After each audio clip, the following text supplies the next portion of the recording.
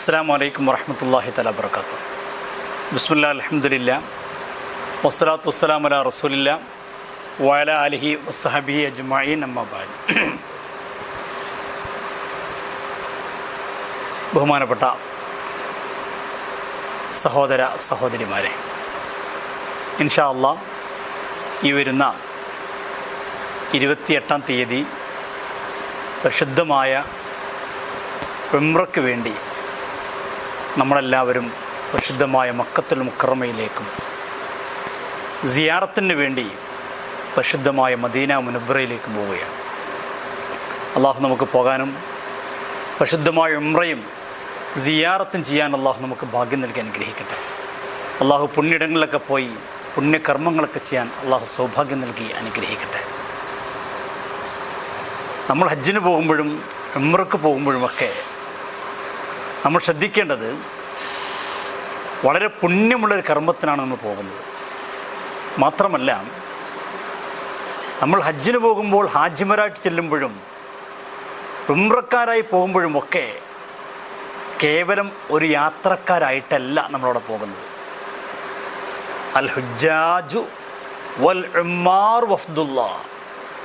ഹാജിമാരായാലും ഉംറക്കാരായാലും അവരൊക്കെ അള്ളാഹുവിൻ്റെ പ്രതിനിധികളാണ്. മറ്റൊരു റിവായത്തിൽ അള്ളാഹുവിൻ്റെ ളുയൂഫുകളാണ്, അതിഥികളാണ് നമ്മൾ. അള്ളാഹു നമ്മളെ ക്ഷണിച്ചു. ദആഹും, അള്ളാഹു ഈ ഹാജിമാരെ അല്ലെങ്കിൽ ഉംറക്കാരെ അള്ളാഹുവിൻ്റെ ഭവനമാകുന്ന ബൈത്തുള്ളയിലേക്ക്, കഅബാലയത്തിലേക്ക് നമ്മൾ ക്ഷണിച്ചു. അള്ളാഹുവിൻ്റെ അതിഥികളായിട്ടാണ് നമ്മൾ ചെല്ലുന്നത്. അള്ളാഹു ആതിഥേയനാണ്. നമ്മൾ അള്ളാഹുവിൻ്റെ അതിഥികളായിക്കൊണ്ടാണ് ഇൻഷാ അല്ലാഹ് പരിശുദ്ധമായ മക്കത്തുൽ മുക്കറമയിലേക്ക് ചെല്ലുന്നത്. അതുകൊണ്ട് തന്നെ നമ്മളവിടെ ചെന്നുകൊണ്ട് എന്ത് ചോദിച്ചാലും അതെല്ലാം അള്ളാഹു നമുക്ക് നൽകുമെന്ന് പുണ്യ നബി മുഹമ്മദ് റസൂലുള്ളാഹി സ്വല്ലല്ലാഹു അലൈഹി വസല്ലം. കാരണം നമ്മൾ സാധാരണക്കാരായിട്ടല്ല അവിടെ ചെല്ലുന്നത്, അള്ളാഹുവിൻ്റെ അതിഥികളായിട്ടാണ്. അള്ളാഹു നമുക്കവിടെ അള്ളാഹുവിൻ്റെ അതിഥികളായി ചെല്ലാൻ ഭാഗ്യം നൽകി അനുഗ്രഹിക്കട്ടെ. ഏറ്റവും പ്രധാനമായിട്ട് നമ്മളവിടെ പോയി ഉംറ ചെയ്ത് തിരിച്ചു വരുമ്പോഴേക്ക് അൽ ഉംറത്തു ഇലൽ ഉംറ കഫാറത്തുൽ ലിമാ ബൈനഹുമാ. നമ്മുടെ കഴിഞ്ഞുപോയ പാപങ്ങളൊക്കെ ഒരു ഉംറ ചെയ്ത് അടുത്ത ഉംറ കഴിയുമ്പോഴേക്ക് എല്ലാ പാപങ്ങൾക്കുമുള്ള ഒരു പ്രായശ്ചിത്യമായി ആ ഉംറ മാറുകയാണ്. നമ്മുടെ പാപങ്ങളൊക്കെ പുറത്തു കിട്ടുകയാണ്. അള്ളാഹു ഈ പരിശുദ്ധമായ നമ്മുടെ ഉംറയുടെ ബറക്കത്ത് കൊണ്ട് നമ്മുടെ പാപങ്ങളൊക്കെ അള്ളാഹു പുറത്തു തരട്ടെ. ഹബീബായ നബി സല്ലല്ലാഹു അലൈഹി വസല്ലം തങ്ങൾ പറയാണ്, ഹജ്ജും ഉംറയും ഫഇന്നഹുമാ, ഈ ഹജ്ജും ഉംറയും ഫിയാനിൽ ഫഖറ വദ്ദുനൂം, നമ്മുടെ ദാരിദ്ര്യവും ഇല്ലാതെയാക്കും, നമ്മുടെ പാപങ്ങളെയും ഇല്ലാതാക്കുമെന്ന്. സാമ്പത്തികമായി വലിയൊരു ചെലവോടുകൂടിയാണ് നമ്മൾ ഹജ്ജിന് പോകുക, അല്ലെങ്കിൽ ഉംറക്ക് പോകുക. എന്നാൽ ഹജ്ജും ഉംറയും ചെയ്തതിൻ്റെ പേരിൽ നമ്മളൊരിക്കലും ദരിദ്രരായി തീരുകയല്ലേ ചെയ്യുക, നമ്മുടെ ദാരിദ്ര്യം ഇല്ലാതെയാകുകയാണ് ചെയ്യുക.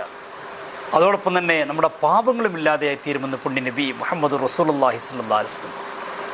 ഇതുപോലെ ആലയിൽ ഒരു കരിവാൻ അല്ലെങ്കിൽ ഒരു കൊല്ലൻ ഇരുമ്പൊക്കെ അതിൻ്റെ തുരുമ്പ് കളയുന്നത് പോലെ നമ്മുടെ പാപങ്ങളൊക്കെ ഈ പരിശുദ്ധമായ ഉംറ കാരണമായി കൊണ്ട് അള്ളാഹു പുറത്തു തരികയാണ്. അള്ളാഹു പരിശുദ്ധമായ മക്കയിൽ ചെല്ലാനും ഉംറ ചെയ്യാനും പാപങ്ങളൊക്കെ പൊറുക്കപ്പെട്ടവരായി തിരിച്ചു വരാൻ അള്ളാഹു ഭാഗ്യം നൽകി അനുഗ്രഹിക്കട്ടെ.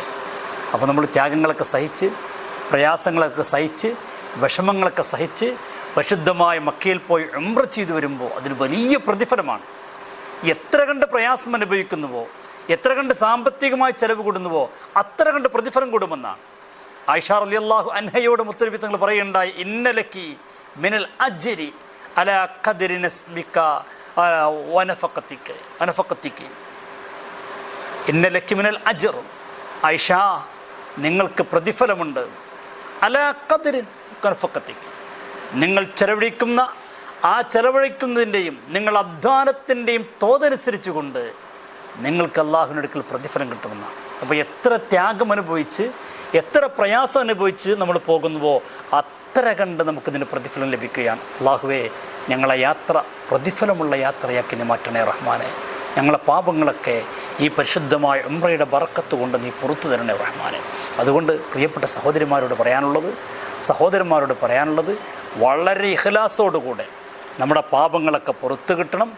ഉംറ കഴിഞ്ഞ് തിരിച്ചു വരുമ്പോഴേക്ക് പാപരഹിതരായി വരണം എന്ന ചിന്തയോടുകൂടി ആയിരിക്കണം നമ്മൾ ഉംറക്ക് പോകേണ്ടത്. അതുകൊണ്ട് തന്നെ എവിടെയെങ്കിലും പോയി വരുന്നത് പോലെ ഉംറക്ക് പോയി വരാൻ പാടില്ല.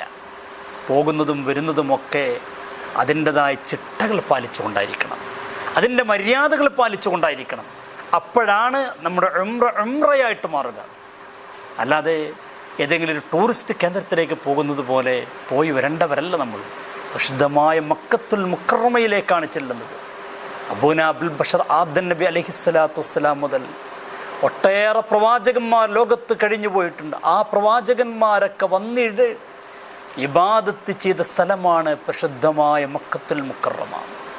ആദം നബി വന്ന സ്ഥലം, ഈസാ നബി അലൈഹിസ്സലാത്തു വസ്സലാം വന്ന സ്ഥലം, ദാവൂദ് നബി അലൈഹിസ്സലാത്തു വസ്സലാം വന്ന സ്ഥലം, കഴിഞ്ഞുപോയ പ്രവാചകന്മാർ അവരൊക്കെ വന്ന സ്ഥലം, ലോകത്ത് കഴിഞ്ഞുപോയ പ്രസിദ്ധരായ ഒട്ടേറെ ഔലിയാക്കൾ, സ്വാലിഹീങ്ങൾ, സയ്യിദന്മാർ, ആലിമീങ്ങൾ അവരെല്ലാം വന്ന് ഇബാദത്ത് ചെയ്ത സ്ഥലത്തേക്കാണ് അൽഹംദുലില്ലാ നമ്മളും പോകുന്നത്. അതുകൊണ്ട് ആ ഒരു മനസ്സോടുകൂടെ, ആ ഒരു ചിന്തയോടുകൂടെ കേവലം ഞാൻ മക്കയിലേക്ക് പോകുന്നു, മദീനയിലേക്ക് പോകുന്നു എന്ന ചിന്തയിൽ നിന്ന് മാറി വലിയ പുണ്യമായ രണ്ടിടങ്ങളിലേക്കാണ് പോകുന്നത് എന്നൊരു മനസ്സോടുകൂടി ആയിരിക്കണം നമ്മൾ പോകേണ്ടത്. അള്ളാഹു ഭാഗ്യം നൽകി അനുഗ്രഹിക്കട്ടെ. അള്ളാഹുവെ, ഈ നിലക്ക് തന്നെ പോയി ഇബാദത്തുകൾ ചെയ്ത് തിരിച്ചു വരാൻ ഞങ്ങൾക്ക് നീ ഭാഗ്യം നൽകി അനുഗ്രഹിക്കണേ റഹ്മാനെ. അപ്പം നമ്മൾ എന്തൊക്കെ ചെയ്യണം? കുറേ കാര്യങ്ങളൊക്കെ മുമ്പ് നമ്മൾ മനസ്സിലാക്കിയിട്ടുണ്ട്. ഇനി പ്രധാനമായിട്ട് ചെയ്യേണ്ട കാര്യങ്ങൾ, നമ്മൾ 28-നാണ് നമ്മുടെ യാത്രയെങ്കിൽ നമ്മൾ അതുമുതൽ എന്തൊക്കെ കാര്യങ്ങൾ ചെയ്യണം, അതിനെക്കുറിച്ചാണ് ഇന്ന് ഞാൻ പറയാൻ ആഗ്രഹിക്കുന്നത്. യാത്ര പുറപ്പെടുന്നതിന് മുമ്പ് നമ്മൾ എന്ത് ചെയ്യണം? ഒന്ന് നമ്മൾ ചെയ്യേണ്ടത്, നമ്മൾ കുടുംബങ്ങളോട് പറഞ്ഞിട്ടുണ്ടാവും, വീട്ടിൽ മൗലൂദും പരിപാടികളൊക്കെ നടന്നിട്ടുണ്ട്, എല്ലാ കാര്യങ്ങളൊക്കെ അൽഹംദുലില്ലാ അതൊക്കെ നടക്കട്ടെ. അതിന് പുറമേ പോക്കുമായി ബന്ധപ്പെട്ട് നമ്മൾ ചെയ്യേണ്ടത് എന്താ? ഒന്ന്, ഇഹ്റാമിൻ്റെ കുളി നമ്മൾ കുളിക്കണം. ഇഹ്റാമിൻ്റെ കുളി ശരിക്ക് ഇഹ്റാം ചെയ്യുന്നതിന് മുമ്പാണ് കുളിക്കേണ്ടത്. പക്ഷേ എയർപോർട്ടിൽ വെച്ചുകൊണ്ടായിരിക്കും നമ്മളധികം ഇഹ്റാം ചെയ്യുക. അപ്പോൾ നമുക്ക് അവിടെ കുളിക്കാൻ പ്രായോഗികമായി കൊണ്ട് ചില തടസ്സങ്ങളുണ്ടാവും. അപ്പോൾ നമ്മൾ വീട്ടിൽ നിന്ന് കുളിച്ചുകൊണ്ടാണ് പുറപ്പെടുന്നത്. അപ്പോൾ അതിനാദ്യം നമ്മൾ ചെയ്യേണ്ടത് ശരീരത്തിൽ നിന്ന് നമ്മുടെ നഖങ്ങളൊക്കെ മുറിച്ച് മാറ്റണം. അതൊക്കെ പ്രത്യേകം സുന്നത്താണ്. ശരീരത്തിൽ നിന്ന് നീക്കേണ്ട രോമങ്ങൾ, കർഷരോമങ്ങൾ, ഗുഹ്യരോമങ്ങൾ, അങ്ങനെ നീക്കേണ്ട രോമങ്ങളൊക്കെ നമ്മൾ നീക്കണം ചെയ്യണം. മീശ വെട്ടണം. അങ്ങനെ ഒരു തയ്യാറെടുപ്പ് നമ്മൾ നടത്തി നഖം വെട്ടി നീക്കേണ്ട രോമങ്ങളൊക്കെ നീക്കി കുളിച്ച് നമ്മൾ ഫ്രഷാകണം. കുളിക്കുമ്പോൾ നമ്മൾ നിയ്യത്ത് വെക്കേണ്ടത് ഇഹ്റാമിന് വേണ്ടിയുള്ള സുന്നത്തായ കുളി ഞാൻ കുളിക്കുന്നു എന്ന നിയ്യത്തോടു കൂടി ആയിരിക്കണം നമ്മൾ കുളിക്കേണ്ടത്. അത് വെറുതെ വെള്ളമൊഴിച്ച് പോരില്ലെന്നല്ല. അങ്ങനെ നിയ്യത്ത് വെക്കുമ്പോഴാണ് അതിൻ്റെ കൂലി നമുക്ക് ലഭിക്കുക. ആ നിയ്യത്ത് വെച്ച് നമ്മൾ കുളിച്ച് കഴിഞ്ഞാൽ ഇൻഷാ അല്ലാഹ് കുളിച്ച് ഫ്രഷായി അതിന് നമ്മൾ ബാഗും ലഗേജൊക്കെ റെഡിയാക്കി വെച്ചിട്ടുണ്ട്. ഞാനതൊക്കെ മുമ്പ് സൂചിപ്പിച്ചിട്ടുണ്ട്, അതിലേക്കൊന്നും ഞാൻ പോകുന്നില്ല. നമ്മൾ കുളിച്ച് ഫ്രഷായി അൽഹംദുലില്ലാ ഇനി പോകാൻ നിൽക്കുകയാണ്. പോകാൻ നിൽക്കുമ്പോൾ നമ്മൾ ആദ്യമായി ചെയ്യേണ്ടത്, ദീർഘദൂര യാത്രയാണ് നമ്മുടെ യാത്ര. ചെറിയ യാത്രയല്ല, ദീർഘദൂര യാത്രയാണ്. അതുകൊണ്ട് തന്നെ ദീർഘദൂര യാത്രയിലേക്ക് പോകുമ്പോൾ 2 റക്അത്ത് സുന്നത്ത് നിസ്കരിക്കണം. അത് വളരെ പുണ്യമുള്ള കാര്യമാണ്. നമ്മൾ വീട്ടിൽ വെച്ചുകൊണ്ട് ആ സുന്നത്ത് നിസ്കാരം നിർവഹിക്കണം. അത് പാടില്ലാത്ത കറാത്തായ ചില സമയങ്ങളുണ്ട്, ആ സമയത്ത് നിസ്കരിക്കാൻ പാടില്ല. നമ്മുടെ യാത്ര എന്തായാലും അസർക്കാണ്, നമുക്ക് അസറിന് മുമ്പായിട്ട് കൊണ്ടാണ് എയർപോർട്ടിലേക്ക് എത്തേണ്ടി വരിക. അപ്പോൾ അതിന് മുമ്പ് പുറപ്പെടുന്ന സമയത്ത് നമുക്ക് പ്രയാസം ഉണ്ടാവില്ല. ആ കറാഹത്തായ സമയം അസറിന് ശേഷമാണെങ്കിൽ അത് കറാഹത്തായ സമയമാണ്. വേറെ ചില സമയങ്ങളുണ്ട്, ഞാൻ അതിലേക്കൊന്നും കിടക്കുന്നില്ല. അപ്പോൾ കറാഹത്ത് അല്ലാത്ത സമയമാണെങ്കിൽ ആ സമയത്ത് നമ്മൾ 2 റക്അത്ത് സുന്നത്ത് നിസ്കരിക്കണം. ആ സുന്നത്ത് നിസ്കരിക്കുമ്പോൾ 1-ാമത്തെ റക്അത്തിൽ നമ്മൾ യാത്രയുടെ സുന്നത്ത് നിസ്കാരം എന്ന് നിയ്യത്ത് വെച്ചുകൊണ്ടാണ് നിസ്കരിക്കേണ്ടത്. 1-ാമത്തെ റക്അത്തിൽ നമ്മൾ ചെയ്യേണ്ടത് പരിശുദ്ധമായ ഫാത്തിഹയ്ക്ക് ശേഷം സൂറത്തുൽ കാഫിറൂൻ ഓതണം. ഖുൽ യാ അയ്യുഹൽ കാഫിറൂൻ. ഇത് നമ്മൾ ശ്രദ്ധിക്കുക. നമ്മൾ ഉംറയുമായി ബന്ധപ്പെട്ട എല്ലാ സുന്നത്ത് നിസ്കാരങ്ങൾക്കും 1-ാമത്തെ റക്അത്തിൽ ഫാത്തിഹയ്ക്ക് ശേഷം സൂറത്തുൽ കാഫിറൂനാണ് ഓതേണ്ടത്. 2-ാമത്തെ റക്അത്തിൽ ഫാത്തിഹയ്ക്ക് ശേഷം സൂറത്തുൽ ഇഖ്ലാസ്. ഇനി ഒരാൾക്ക് ഈ സൂറത്ത് അറിയില്ലെങ്കിൽ അറിയുന്ന സൂറത്ത് ഓതിയാൽ മതി, ഇനി ഒന്നും അറിയെങ്കിലും ഫാത്തിഹ ഓതിയാൽ മതി. അപ്പോൾ ഇങ്ങനെ നമ്മൾ സൂറത്തുൽ കാഫിറൂനെയും സൂറത്തുൽ ഇഖ്ലാസും ഓതിക്കൊണ്ട് 2 റക്അത്ത് സുന്നത്ത് നിസ്കരിക്കുക. നമുക്കറിയാം സാധാരണ നമ്മൾ നിസ്കരിക്കുന്നത് അതേ നിസ്കാരം തന്നെ നിസ്കരിക്കുക. നിസ്കാരം കഴിഞ്ഞതിന് ശേഷം അള്ളാഹുവിനോട് മനം ഉരുകി ദുആ ചെയ്യുക. പടച്ചവനെ, ഞാനൊരു യാത്രയ്ക്ക് പോവുകയാണ് എന്ന നിലക്ക് അള്ളാഹുവിനോട് നന്നായിക്കൊണ്ട് ദുആ ചെയ്യുക. പിന്നെ സലാം വീട്ടിൽ കഴിഞ്ഞാൽ നമുക്ക് ശ്രദ്ധിക്കേണ്ട കാര്യങ്ങൾ, ഒന്ന് ആയത്തുൽ കുർസി ഓതുക. അത് വലിയ കൂലിയുടെ കാര്യമാണ്. ആയത്തുൽ കുർസി ഓതുക. അതോടൊപ്പം തന്നെ മഹാന്മാർ പറയുന്നു വലി ഈലാഫി ഖുറൈഷ്, ഈലാഫി ഖുറൈഷിൻ എന്ന് പറയുന്ന തുടങ്ങുന്ന ആ സൂറത്തുള്ള സൂറത്തു ഖുറൈഷ് അത് നമ്മൾ ഓതുക. ഇതൊക്കെ വലിയ കൂടുതലാണ്. പുണ്യ നബി സല്ലല്ലാഹു അലൈഹി വസല്ലം പറഞ്ഞു അന്ന മൻ ഖറ ആയത്തുൽ കുർസി ഇൻദ ഖുറൂജിഹി മിൻ മൻസിലിഹി, ഒരാൾ വീട്ടിൽ നിന്ന് പുറപ്പെടുമ്പോൾ ആയത്തുൽ കുർസി ഓതിക്കഴിഞ്ഞാൽ അവനക്ക് പ്രയാസമുണ്ടാകുന്ന വിഷമകരമായിട്ടുണ്ടാകുന്ന ഒന്നും തന്നെ അവനുണ്ടാവുകയില്ല. അത്താ ഇർജിഅ, അവൻ്റെ ആരാധന കർമ്മങ്ങൾ ഉംറയുടെ കർമ്മങ്ങൾ കഴിഞ്ഞ് തിരിച്ചു വരുന്നത് വരെ ഒരു പ്രയാസം ഉണ്ടാവില്ലെന്ന് പുണ്യ നബി സല്ലല്ലാഹു അലൈഹി വസല്ലം. നമ്മൾ എത്രയോ ദിവസങ്ങൾ നീണ്ടു നിൽക്കുന്ന യാത്രയാണ്, ഒരു ബുദ്ധിമുട്ടും വരാതിരിക്കണം. ഫ്ലൈറ്റിൽ നമുക്ക് യാത്ര ചെയ്യണം, ദീർഘദൂരം വാഹനങ്ങൾ സഞ്ചരിക്കണം, അവിടെ ഒന്നൊരു പ്രയാസം നമുക്കുണ്ടാവരുത്. ഉണ്ടാവാതിരിക്കാൻ നമ്മൾ വീട്ടിൽ നിന്ന് പുറപ്പെടുന്ന സമയത്ത് സുന്നത്ത് നിസ്കാരം കഴിഞ്ഞാൽ പരിശുദ്ധമായ ആയത്തുൽ കുർസി നമ്മൾ ഓതുക. അതോടൊപ്പം തന്നെ ലഇലാഫി ഖുറൈഷിൻ, പുണ്യ നബി സല്ലല്ലാഹു അലൈഹി വസല്ലം തങ്ങൾ പറയുണ്ടായി മൻ അറാദ സഫറൻ, ആരെങ്കിലും ഒരു യാത്ര ഉദ്ദേശിച്ചു, ഫഫസിഅ മിൻ അദുവിൻ, പല ശത്രുവിനെ പേടിച്ചു അല്ലെങ്കിൽ ഏകാന്തതയെ പേടിച്ചു കഴിഞ്ഞാൽ ഫൽയഖറ ലഇലാഫി ഖുറൈഷിൻ, ആ സമയത്തൊക്കെ ഈലാഫി ഖുറൈഷിൻ ഓതട്ടെ. ഫഇന്നഹാ അമാനും മിൻ കുല്ലി സൂ, ഈലാഫി ഖുറൈഷിൻ ആ സൂറത്ത് നമ്മൾ ഓതിക്കഴിഞ്ഞാൽ എല്ലാ പേടിക്കപ്പെടേണ്ട വിഷമകരമായ അവസ്ഥകളെ തൊട്ടും അത് നിർഭയം നൽകും. അത് അഭയം നൽകുന്നതാണ്, നിർഭയമാക്കുന്നതാണ്, അഭയം നൽകുന്നതാണ്. അതുകൊണ്ട് ഈലാഫി ഖുറൈഷിൻ അത് നമ്മൾ ഓതിക്കൊണ്ടായിരിക്കണം നമ്മൾ വീട്ടിൽ നിന്ന് നമ്മളെ സുന്നസ്കാരം അവസാനിക്കേണ്ടത്. എന്നിട്ട് സുമ്മ യദ്ഉ, പിന്നെ നമ്മൾ ദുആ ചെയ്യണം ബിഹുളൂരി ഖൽബിൻ വ ഇഖ്ലാസിൻ, വളരെ ഇഖ്ലാസോടുകൂടെ ആത്മാർത്ഥമായി അള്ളാഹുവിനോട് മനമുരുകി പറയണം, പടച്ചവനെ ഞാനിതാ മക്കയിലേക്ക് പോകുന്നു, മദീനയിലേക്ക് പോകുന്നു, എൻ്റെ യാത്ര നീ സ്വീകരിക്കണം, എൻ്റെ ഉംറ നീ സ്വീകരിക്കണം, ഒരു പ്രയാസവും തരല്ല റബ്ബേ എന്ന് പറഞ്ഞു. യസ്അലുല്ലാഹൽ ഇആനത വത്തൗഫീഖ ഫീ സഫരിഹി വഗൈരിഹി, യാത്രയിലുടനീളം അള്ളാഹുവിൻ്റെ സഹായമുണ്ടാകാൻ, ഒരു വിഷമവുമില്ലാതിരിക്കാൻ, കാര്യങ്ങളൊക്കെ ഭംഗിയായി നടക്കാൻ, ഒരു പ്രയാസവുമില്ലാതിരിക്കാൻ വേണ്ടി നമ്മൾ നന്നായിക്കൊണ്ട് അള്ളാഹുവിനോട് പ്രാർത്ഥിക്കണം. അങ്ങനെ പ്രാർത്ഥനയൊക്കെ കഴിഞ്ഞ് ഇൻഷാ അള്ളാഹ് നമ്മൾ ഇനി വീട്ടിൽ നിന്ന് ഇറങ്ങാൻ പോവുകയാണ്. അപ്പോഴൊക്കെ നമ്മൾ ലഗേജും കാര്യങ്ങളൊക്കെ തയ്യാറാക്കി വെച്ചു, വാഹനം അതാ വീടിൻ്റെ മുന്നിലെത്തിയിട്ടുണ്ട്. ആ സമയത്ത് ഇനി നമ്മൾ വീട്ടുകാരോടൊക്കെ എല്ലാവരോടും സലാം പറഞ്ഞിറങ്ങണം. അവിടെ കൂടിയവരോടൊക്കെ നമ്മൾ സലാം പറയണം. അന്യപുരുഷനോട് അന്യ സ്ത്രീകൾ സലാം പറയരുത്, അന്യ സ്ത്രീകളോട് അന്യ പുരുഷന്മാരും സലാം പറയുക, ആ കൈ പിടിക്കൊന്നും ചെയ്യരുത്. അല്ലാതെ നമ്മളെ ഉപ്പാനോട്, നമ്മളെ ഉമ്മായോട്, വീട്ടുകാരോട് അവരോടൊക്കെ സലാം പറഞ്ഞ് എല്ലാം പറഞ്ഞ് ദിക്റുകളൊക്കെ ചൊല്ലി നമ്മൾ വീട്ടിൽ നിന്ന് ഇറങ്ങുകയാണ്. വീട്ടിൽ നിന്ന് ഇറങ്ങുമ്പോൾ ഇടത് കാല് വെച്ചുകൊണ്ടാണ് ഇറങ്ങേണ്ടത്. ഒരു ഉംറക്കല്ലേ പോകുന്നത്, അപ്പോൾ ഇടത് കാലാണ് വെക്കേണ്ടത് എന്നും ചോദിക്കണ്ട. എവിടേക്ക് പോകണമെങ്കിലും ശരി വീട്ടിൽ നിന്ന് ഇറങ്ങുമ്പോൾ ഇടത് കാലാണ് വെക്കേണ്ടത്. അത് എപ്പോഴും തന്നെ ഹജ്ജിന് പോകണമെങ്കിൽ തന്നെ വീട്ടിലേക്ക് കയറുകയാണെങ്കിൽ വലത് കാല് വെക്കണം. വീട്ടിൽ നിന്ന് ഇറങ്ങുമ്പോൾ ഇടത് കാല് വെച്ചുകൊണ്ടാണ് നമ്മൾ വീട്ടിൽ നിന്ന് ഇറങ്ങേണ്ടത്. ഇറങ്ങുന്ന സമയത്ത് നമുക്കറിയുന്ന ദിക്റുകളൊക്കെ നമ്മൾ ചൊല്ലുക. അതിൽ പ്രധാനമായിക്കൊണ്ടുള്ള ഒന്നാണ് ലാ ഹൗല വലാ ഖുവത ഇല്ലാ ബില്ലാഹിൽ അലിയിൽ അലീം തുടങ്ങിയ ദിക്റുകളൊക്കെ മഹാന്മാരായ പണ്ഡിതന്മാർ ഒരുപാട് ദിക്റുകൾ പറയുന്നുണ്ട്. അതൊക്കെ നമുക്ക് ആ പുസ്തകങ്ങളിലുണ്ട്. അതൊക്കെ അറിയുന്ന ആളുകളൊക്കെ ആ ദിക്റുകളൊക്കെ ചൊല്ലിക്കൊണ്ട് വീട്ടിൽ നിന്ന് ഇറങ്ങുക. അള്ളാഹു തൗഫീഖ് നൽകി അനുഗ്രഹിക്കട്ടെ. നിങ്ങളെ പുസ്തകത്തിലുണ്ട് ആ ദിക്റുകൾ, അതെല്ലാം ഞാനിവിടെ പറയാൻ ആഗ്രഹിക്കുന്നില്ല. ആ ദിക്റുകളൊക്കെ ചൊല്ലിക്കൊണ്ട് വീട്ടിൽ നമ്മൾ ഇറങ്ങുക. അത് വലിയ പുണ്യമുള്ള കാര്യമാണ്. നമ്മുടെ യാത്ര പ്രയാസമായിരിക്കാൻ വേണ്ടി അങ്ങനെ പറയൽ പ്രത്യേകം അല്ലാഹുമ്മ അഊദു ബിക മിൻ അളില്ല ഉദല്ല എന്ന് തുടങ്ങുന്ന ദിക്ർ നിങ്ങളെ മനാസിക്കിൻ്റെ പുസ്തകത്തിലുണ്ടാകും. അതൊക്കെ നോക്കി നിങ്ങൾ ചൊല്ലുക. എന്നിട്ട് ഇറങ്ങുക. ഇറങ്ങിക്കഴിയുമ്പോൾ ബിസ്മില്ലാഹി തവക്കൽതു അലല്ലാഹ് ലാ ഹൗല വലാ ഖുവത ഇല്ലാ ബില്ലാഹ്, ഈ ദിക്ർ നമ്മൾ ചൊല്ലുക. ഈ ദിക്റും ചൊല്ലിക്കൊണ്ടായിരിക്കണം നമ്മൾ വീട്ടിൽ നിന്ന് ഇറങ്ങേണ്ടത്.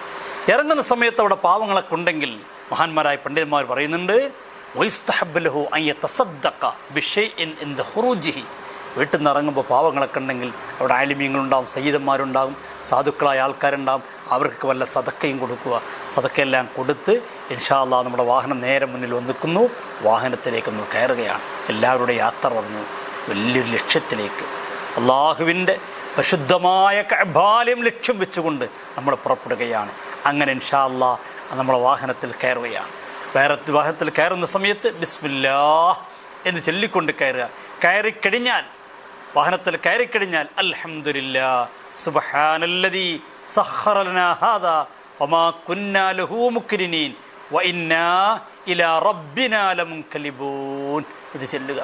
അതിന് ശേഷം അൽഹംദുലില്ലാ അൽഹംദുലില്ലാ അൽഹംദുലില്ലാ 3 പ്രാവശ്യം പറയുക. അതിൻ്റെ ശേഷം അല്ലാഹു അക്ബർ അല്ലാഹു അക്ബർ അല്ലാഹു അക്ബർ. ഈ ദിക്റുകളൊക്കെ നമ്മൾ ചൊല്ലി, ഇതൊന്നും അറിയില്ലെങ്കിൽ നമ്മൾ ബിസ്മില്ലാ ചൊല്ലി കയറിക്കോളൂ. ഇതൊക്കെ പഠിച്ചിരിക്കൽ എപ്പോഴും നല്ലതാണ്. ഉംറക്ക് മാത്രമല്ല, എപ്പോഴും ഈ ദിക്റുകളൊക്കെ. പിന്നെയും കുറേ ദിക്റുകൾ ദുആകളൊക്കെ ഉണ്ട്. അല്ലാഹുമ്മ ഹവ്വിൻ അലൈനാ സഫറനാ വത്തുബി അന്നാ ബഅദ എന്നൊക്കെ തുടങ്ങുന്ന, അല്ലാഹുമ്മ അൻത സാഹിബു ഫിസ് സഫർ വൽ ഖലീഫത്തു ഫിൽ അഹ്ലി വൽ മാൽ എന്നൊക്കെ തുടങ്ങുന്ന പ്രാർത്ഥനകളൊക്കെ നിർവഹിച്ച് നമ്മൾ യാത്ര തുടരുകയാണ്. ഇനി യാത്രയിലുടനീളം നമ്മൾ ദിക്റുകൾ ചൊല്ലുക, സലാത്തുകൾ ചൊല്ലുക, ദുആ ചെയ്യുക. യാത്രക്കാരൻ്റെ ദുആക്ക് പ്രത്യേകം ഉത്തരമുണ്ടെന്നാണ്.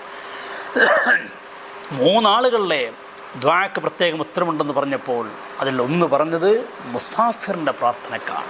യാത്രക്കാരൻ്റെ ദുആക്ക് ഫലമുണ്ട്. അതുകൊണ്ട് നമ്മൾ യാത്രയുടെ നീളം ധാരാളം ദുആ ചെയ്തുകൊണ്ടിരിക്കുക, മനസ്സറിഞ്ഞുകൊണ്ട് അള്ളാഹുവിനോട് പ്രാർത്ഥിച്ചുകൊണ്ടേയിരിക്കുക. അള്ളാഹു നമുക്ക് തൗഫീക്ക് നൽകി അനുഗ്രഹിക്കട്ടെ. അൽഹംദുലില്ലാ, നമ്മളങ്ങനെ കയറി നമ്മളിതാ ഇപ്പോൾ എയർപോർട്ടിലെത്തിയിരിക്കുകയാണ്. നമ്മൾ കോഴിക്കോട് ഇൻ്റർനാഷണൽ എയർപോർട്ടിൽ നിന്നാണ് നമ്മുടെ യാത്ര തുടങ്ങുന്നത്. ഇൻഷാ അല്ലാഹ് നമ്മളെല്ലാവരും കോഴിക്കോട് കരിപ്പൂർ എയർപോർട്ടിൽ നമ്മൾ എത്തിയിരിക്കുകയാണ്. അവിടെ നമ്മളെല്ലാവരും ഒരുമിച്ച് കൂടും. നിങ്ങളെ രേഖകളൊക്കെ നൽകും. ആ രേഖകളൊക്കെ കിട്ടിക്കഴിഞ്ഞാൽ പാസ്പോർട്ടൊക്കെ നിങ്ങൾ സൂക്ഷിക്കണം. നിങ്ങൾക്ക് ഹാൻഡ് ബാഗ് ഉണ്ടാകും, ലഗേജിൻ്റെ ബാഗ് ഉണ്ടാകും. ലഗേജിൻ്റെ ബാഗ് നമ്മൾ കൊടുത്തുവിടും. അതങ്ങനെ പോയിക്കോട്ടെ. ഹാൻഡ് ബാഗിലാണ് നമ്മളെ പാസ്പോർട്ട് ഉള്ളത്. പാസ്പോർട്ടും മറ്റു രേഖകളൊക്കെ നിങ്ങൾ കൃത്യമായിട്ട് അതിൽ സൂക്ഷിക്കണം. ടിക്കറ്റ് ഉണ്ടാകും, ബോർഡിംഗ് പാസിനുള്ളിൽ കയറി കിട്ടും. അതെല്ലാം കൃത്യമായി സൂക്ഷിച്ച് നിങ്ങൾ അമീറന്മാരുടെ നിർദ്ദേശമൊക്കെ പാലിച്ചുകൊണ്ട് ഒരുമിച്ച് നമ്മൾ ഉള്ളിലേക്ക് കയറുകയാണ്. കയറി എമിഗ്രേഷൻ കഴിഞ്ഞാൽ ഇൻഷാ അല്ലാഹ് നമ്മളൊരു ഭാഗത്ത് നിൽക്കും. അവിടെ ഒളു ചെയ്യാനും മൂത്രമൊഴിക്കാനുള്ളൊക്കെ സൗകര്യങ്ങളുണ്ടാകും. സ്ത്രീകൾക്ക് പ്രത്യേകമായ സ്ഥലമുണ്ടാകും, പുരുഷന്മാർക്ക് പ്രത്യേക സ്ഥലം ഉണ്ടാകും.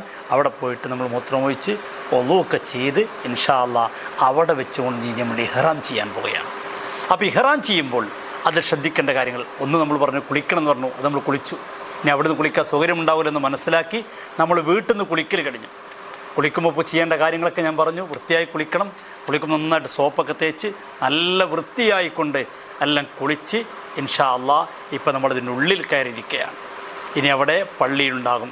ആ പള്ളി എന്ന് പറഞ്ഞാൽ നിസ്കരിക്കാനുള്ള സ്ഥലമുണ്ടാകും. സ്ത്രീകൾക്ക് നിസ്കരിക്കാനുള്ള സ്ഥലമുണ്ടാകും, പുരുഷന്മാർക്ക് നിസ്കരിക്കാനുള്ള സ്ഥലമുണ്ടാകും. അവിടെ വെച്ചുകൊണ്ട് നമ്മൾ സുന്നത്ത് നിസ്കരിക്കുക. അതേതിൻ്റെ നിസ്കാരം നമ്മൾ നിസ്കരിക്കുന്നത്? ഇഹ്റാമിൻ്റെ 2 റക്അത്ത് സുന്നത്ത് നിസ്കാരം അവിടെ വെച്ച് നമ്മൾ നിസ്കരിക്കും. അവിടെ നമ്മൾ എന്താ ഓതേണ്ടത്? 1-ാമത്തെ റക്അത്തിൽ ഫാത്തിഹയ്ക്ക് ശേഷം ഖുൽ യാ അയ്യുഹൽ കാഫിറൂൻ, 2-ാമത്തെ റക്അത്തിൽ ഫാത്തിഹയ്ക്ക് ശേഷം സൂറത്തുൽ ഇഖ്ലാസ്, ഖുൽ വല്ലാഹു അഹദ്. ഇത് നമ്മൾ ഓതിക്കഴിഞ്ഞാൽ ഇനി നമ്മൾ അവിടെ നിന്ന് ചെയ്യുന്നത് ഇഹ്റാം ചെയ്യുകയാണ്.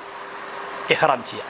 ഇഹ്റാം ചെയ്യുക പറഞ്ഞാൽ ഈ തുണിയെടുത്ത് കെട്ടലല്ല ഇഹ്റാം. നമ്മൾ പറയാം, അങ്ങനെ മനസ്സിലാക്കി പോയിട്ടുണ്ടെങ്കിൽ ഇഹ്റാം ചെയ്യാന്നാൽ അത് കെട്ടലായിരിക്കും ഇഹ്റാം. അതല്ല, ഇഹ്റാം എന്ന് പറഞ്ഞു കഴിഞ്ഞാൽ നെയ്യത്ത് വെക്കലാണ് ഇഹ്റാം എന്ന് പറയുന്നത്. ആ നെയ്യത്ത് നമ്മളവിടെ വെച്ച് കൊണ്ട് വെക്കണം. അത് നിങ്ങൾക്കറിയില്ലായിരിക്കും, നമ്മളവിടെ നിന്ന് വെച്ച് തരും. അതൊന്നും പേടിക്കേണ്ടയില്ല. എങ്ങനെ ഇപ്പം നെയ്യത്ത് വെക്കാൻ വെച്ചാൽ ആരും പേടിക്കേണ്ട. ഇൻഷാ അല്ലാഹ് നമ്മളെ കൂട്ടത്തിൽ സ്ത്രീകൾക്കായിട്ടൊരു അമീറുണ്ട്. അവർ സ്ത്രീകൾക്ക് നേതൃത്വം നൽകുന്ന ആ ടീച്ചർ ആ കാര്യങ്ങൾക്ക് അവിടെ ചൊല്ലിത്തരും. അതുപോലെ നിങ്ങൾ നെയ്യത്ത് വെക്കണം. നെയ്യത്ത് വെക്കുമ്പോൾ ശ്രദ്ധിക്കേണ്ടത് മനസ്സിലാണ് വെക്കേണ്ടത്. അതുകൊണ്ട് പറയണം, പക്ഷേ പറഞ്ഞിട്ടില്ലെങ്കിലും കുഴപ്പമില്ല. മനസ്സിൽ എന്തായാലും കരുതിയിരിക്കണം. നവയ്തുൽ ഉംറത വഹറംതു ബിഹാ ലില്ലാഹി തആല. ഇതാണ് നമ്മൾ നെയ്യത്ത് എന്ന് പറയുന്നത്. ആ നെയ്യത്ത് വെക്കുന്നതോടുകൂടെ നമ്മൾ ഇഹ്റാമിൻ്റെ അവസ്ഥയിലായി. അപ്പോൾ പിന്നെ ഇനി ശ്രദ്ധിക്കേണ്ടത് പുരുഷന്മാർ, അവർ ശ്രദ്ധിക്കേണ്ടത് വേറെയുണ്ട്, സ്ത്രീകൾ ശ്രദ്ധിക്കേണ്ടത് വേറെയുണ്ട്. അപ്പോൾ അതൊക്കെ ശ്രദ്ധിക്കണം. പുരുഷന്മാർ നിസ്കരിക്കാൻ പോകുമ്പോൾ തന്നെ ഡ്രസ്സ് മാറ്റിപ്പോവുക. നമ്മൾ ചിലപ്പോൾ എയർപോർട്ടിലേക്ക് വന്ന് ഫാൻ ഇട്ടിട്ടായിരിക്കാം, അല്ലെങ്കിൽ ഷർട്ട് ഉണ്ടാവും, തുണിയൊക്കെ ഉണ്ടാവും. അവിടെ നമ്മൾ ഇഹ്റാമിന് വേണ്ടി നിസ്കരിക്കുന്നതിന് മുമ്പ് അതൊക്കെ മാറ്റി, പുരുഷന്മാരെ സംബന്ധിച്ചിടത്തോളം ഉടുക്കുന്നൊരു തുണിയും പുതക്കാനൊരു തുണിയും, ഇഹ്റാമിൻ്റെ സെറ്റ് നമ്മൾ മേടിച്ചിട്ടുണ്ടാകും. അതിലൊരു തുണി എടുക്കുകയും ഒരു തുണി പുതക്കുകയും ചെയ്യണം. സ്ത്രീകളെ സംബന്ധിച്ചിടത്തോളം അവർക്ക് അവർ ധരിച്ച പർദ്ദ തന്നെയാണ് അവർ ഇഹ്റാമിൻ്റെ വസ്ത്രം എന്ന് പറഞ്ഞാൽ. അവർ പുതിയ അതിനായിട്ടൊരു വസ്ത്രം ധരിക്കില്ല. ആ പർദ്ദ ധരിച്ച് ഔറത്ത് ശരിക്കും മറച്ചിരിക്കണം. അവർ മുഖം മറക്കാൻ പാടില്ല. മുൻകൈയിൽ സാധാരണ നമ്മൾ ചെയ്യുന്ന പോലെ കയ്യുറയും ഇടാൻ പാടില്ല. അത് സ്ത്രീകൾ ശ്രദ്ധിക്കുക. മുഖം മറക്കാൻ പാടില്ല, എന്നാൽ ബാക്കിയുള്ള എല്ലാം മറച്ചിരിക്കണം. മുടിയൊന്നും പുറത്തേക്ക് വരരുത്. മുടിയൊക്കെ ശരിക്കും സാധാരണത്തെ പോലെ ശരിക്കും മറച്ചിരിക്കണം. മുഖമക്കനൊക്കെ ധരിക്കുമ്പോൾ ശരിക്കും ഇങ്ങനെ ഓടുന്ന് ഈ താടിയലിൻ്റെ ഈ ഭാഗത്തെത്തുന്ന രീതിയിൽ മുഖമക്കന് ധരിക്കണം. എന്നാൽ കയ്യുറ ധരിക്കരുത്. മുഖത്ത് നമ്മൾ സാധാരണ നിക്കാബ് ഇടുന്നത് പോലെ നിക്കാബ് ഇടരുത്. ഇത് സ്ത്രീകൾ ശ്രദ്ധിക്കേണ്ടതല്ലേ. അങ്ങനെ നമ്മൾ അവിടെ ഇരുന്ന് ഇൻഷാ അല്ലാഹ് നിയ്യത്ത് വെച്ച് കഴിഞ്ഞാൽ പിന്നെ നമ്മൾ ചെയ്യേണ്ട തൽബിയത്ത് ചെല്ലണം. അത് വളരെ പുണ്യമുള്ളതാണ് തൽബിയത്ത്. ലബ്ബൈക് അല്ലാഹുമ്മ ലബ്ബൈക് ലബ്ബൈക ലാ ശരീക ലക ലബ്ബൈക് ഇന്നൽ ഹംദ വന്നിഅമത ലക വൽ മുൽക് ലാ ശരീക ലക. لبيك اللهم لبيك لبيك لا شريك لك لبيك إن الحمد والنعمة لك والملك لا شريك لك. ഇത് വലിയ പുണ്യമുള്ള കാര്യമാണ്. തൽബിയത്ത് എന്നുള്ളത് വളരെ പുണ്യമുള്ള കാര്യമാണ്.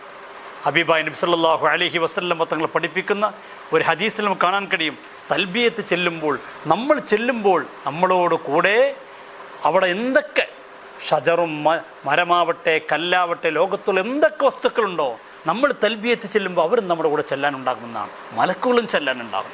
അപ്പോൾ തൽബിയത്ത് എല്ലാവരും പഠിച്ചിരിക്കണം. തൽബിയത്ത് നിങ്ങൾ കേട്ട് പഠിച്ച് അതെങ്ങനെ ചെല്ലുക. അത് നിർബന്ധമുള്ള കാര്യമല്ലെങ്കിൽ പോലും അത് അധികരിപ്പിക്കൽ സുന്നത്താണ്. തൽബിയത്ത് നിർബന്ധമൊന്നുമില്ല, പക്ഷെ അധികരിപ്പിക്കൽ സുന്നത്താണ്. അപ്പോൾ തൽബിയത്ത് എല്ലാവരും പഠിച്ചിരിക്കുക.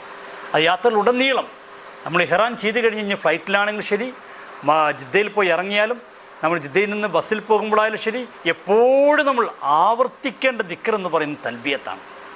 ആ തൽബിയത്ത് ഇങ്ങനെ ചൊല്ലിക്കൊണ്ടിരിക്കുക. ബസ്സിലൊക്കെ ഇൻഷാ അല്ലാഹ് ഉസ്താദുമാർ അവർ ചൊല്ലിത്തരും. എങ്കിലും നമുക്കതറിയണം. അപ്പോൾ എല്ലാവരും അത് തൽബിയത്തൊന്ന് വീണ്ടും എല്ലാവരും ഒന്ന് വീണ്ടും ചെല്ലുക. അങ്ങനെ ചെല്ലി തൽബിയത്തൊക്കെ ഒന്ന് കാണാൻ പഠിച്ചു വെച്ച് ഇൻഷാ അല്ലാഹ് തൽബിയത്തൊക്കെ പഠിച്ച് ആ തൽബിയത്തിൽ 3 പ്രാവശ്യം ചൊല്ലിക്കഴിഞ്ഞാൽ പിന്നെ ഹബീബായ നബി സല്ലല്ലാഹു അലൈഹി വസല്ലം സലാം ചെല്ലുക. ഏത് സലാത്ത്? നമ്മൾ സാധാരണ നിസ്കാരത്തിലൊക്കെ ചെല്ലാറുള്ള ഇബ്രാഹിമിയ സലാത്ത്. ഈ ഇബ്രാഹിമിയ സലാത്ത് നമ്മൾ ചെല്ലുക. അത് കഴിഞ്ഞാൽ ഒരു ദുആ ഉണ്ട്. അതൊക്കെ അറിയുന്നവരൊക്കെ ആ പുസ്തകത്തിൽ നോക്കി അത് ചെല്ലുക. ഇൻഷാ അല്ലാഹ് ഉസ്താദുമാരൊക്കെ ചൊല്ലിത്തരും. ആ ചൊല്ലിത്തരുന്നത് പോലെ എല്ലാവരും ചെല്ലുക. ഇത് കഴിഞ്ഞാൽ ഇനി നമ്മൾ ശ്രദ്ധിക്കേണ്ടത്, ഇഹ്റാം ചെയ്ത് കഴിഞ്ഞാൽ ശ്രദ്ധിക്കേണ്ട കാര്യം. ഇഹ്റാം ചെയ്ത് കഴിഞ്ഞാൽ നമ്മൾ ശ്രദ്ധിക്കേണ്ട കാര്യം എന്ന് പറയുന്നത്, ഒന്ന് പ്രധാനമായിട്ട് പുരുഷന്മാർ ശ്രദ്ധിക്കേണ്ട കാര്യം, അവർക്ക് ഇഹ്റാം എന്ന് പറയുമ്പോൾ തന്നെ ഇഹ്റാം ചെയ്ത് കഴിഞ്ഞാൽ ഒരുപാട് കാര്യം നമുക്ക് ഹറാമാകും. അതിൽ പുരുഷന്മാർക്ക് ഹറാമായ കാര്യങ്ങളുണ്ട്, സ്ത്രീകൾക്ക് ഹറാമായ കാര്യങ്ങളുമുണ്ട്. 2 കൂട്ടർക്കും ഒരുമിച്ച് ഹറാമായ കാര്യങ്ങളുണ്ട്. അതെന്തൊക്കെയാണെന്ന് നോക്കാം. പുരുഷനെ സംബന്ധിച്ചിടത്തോളം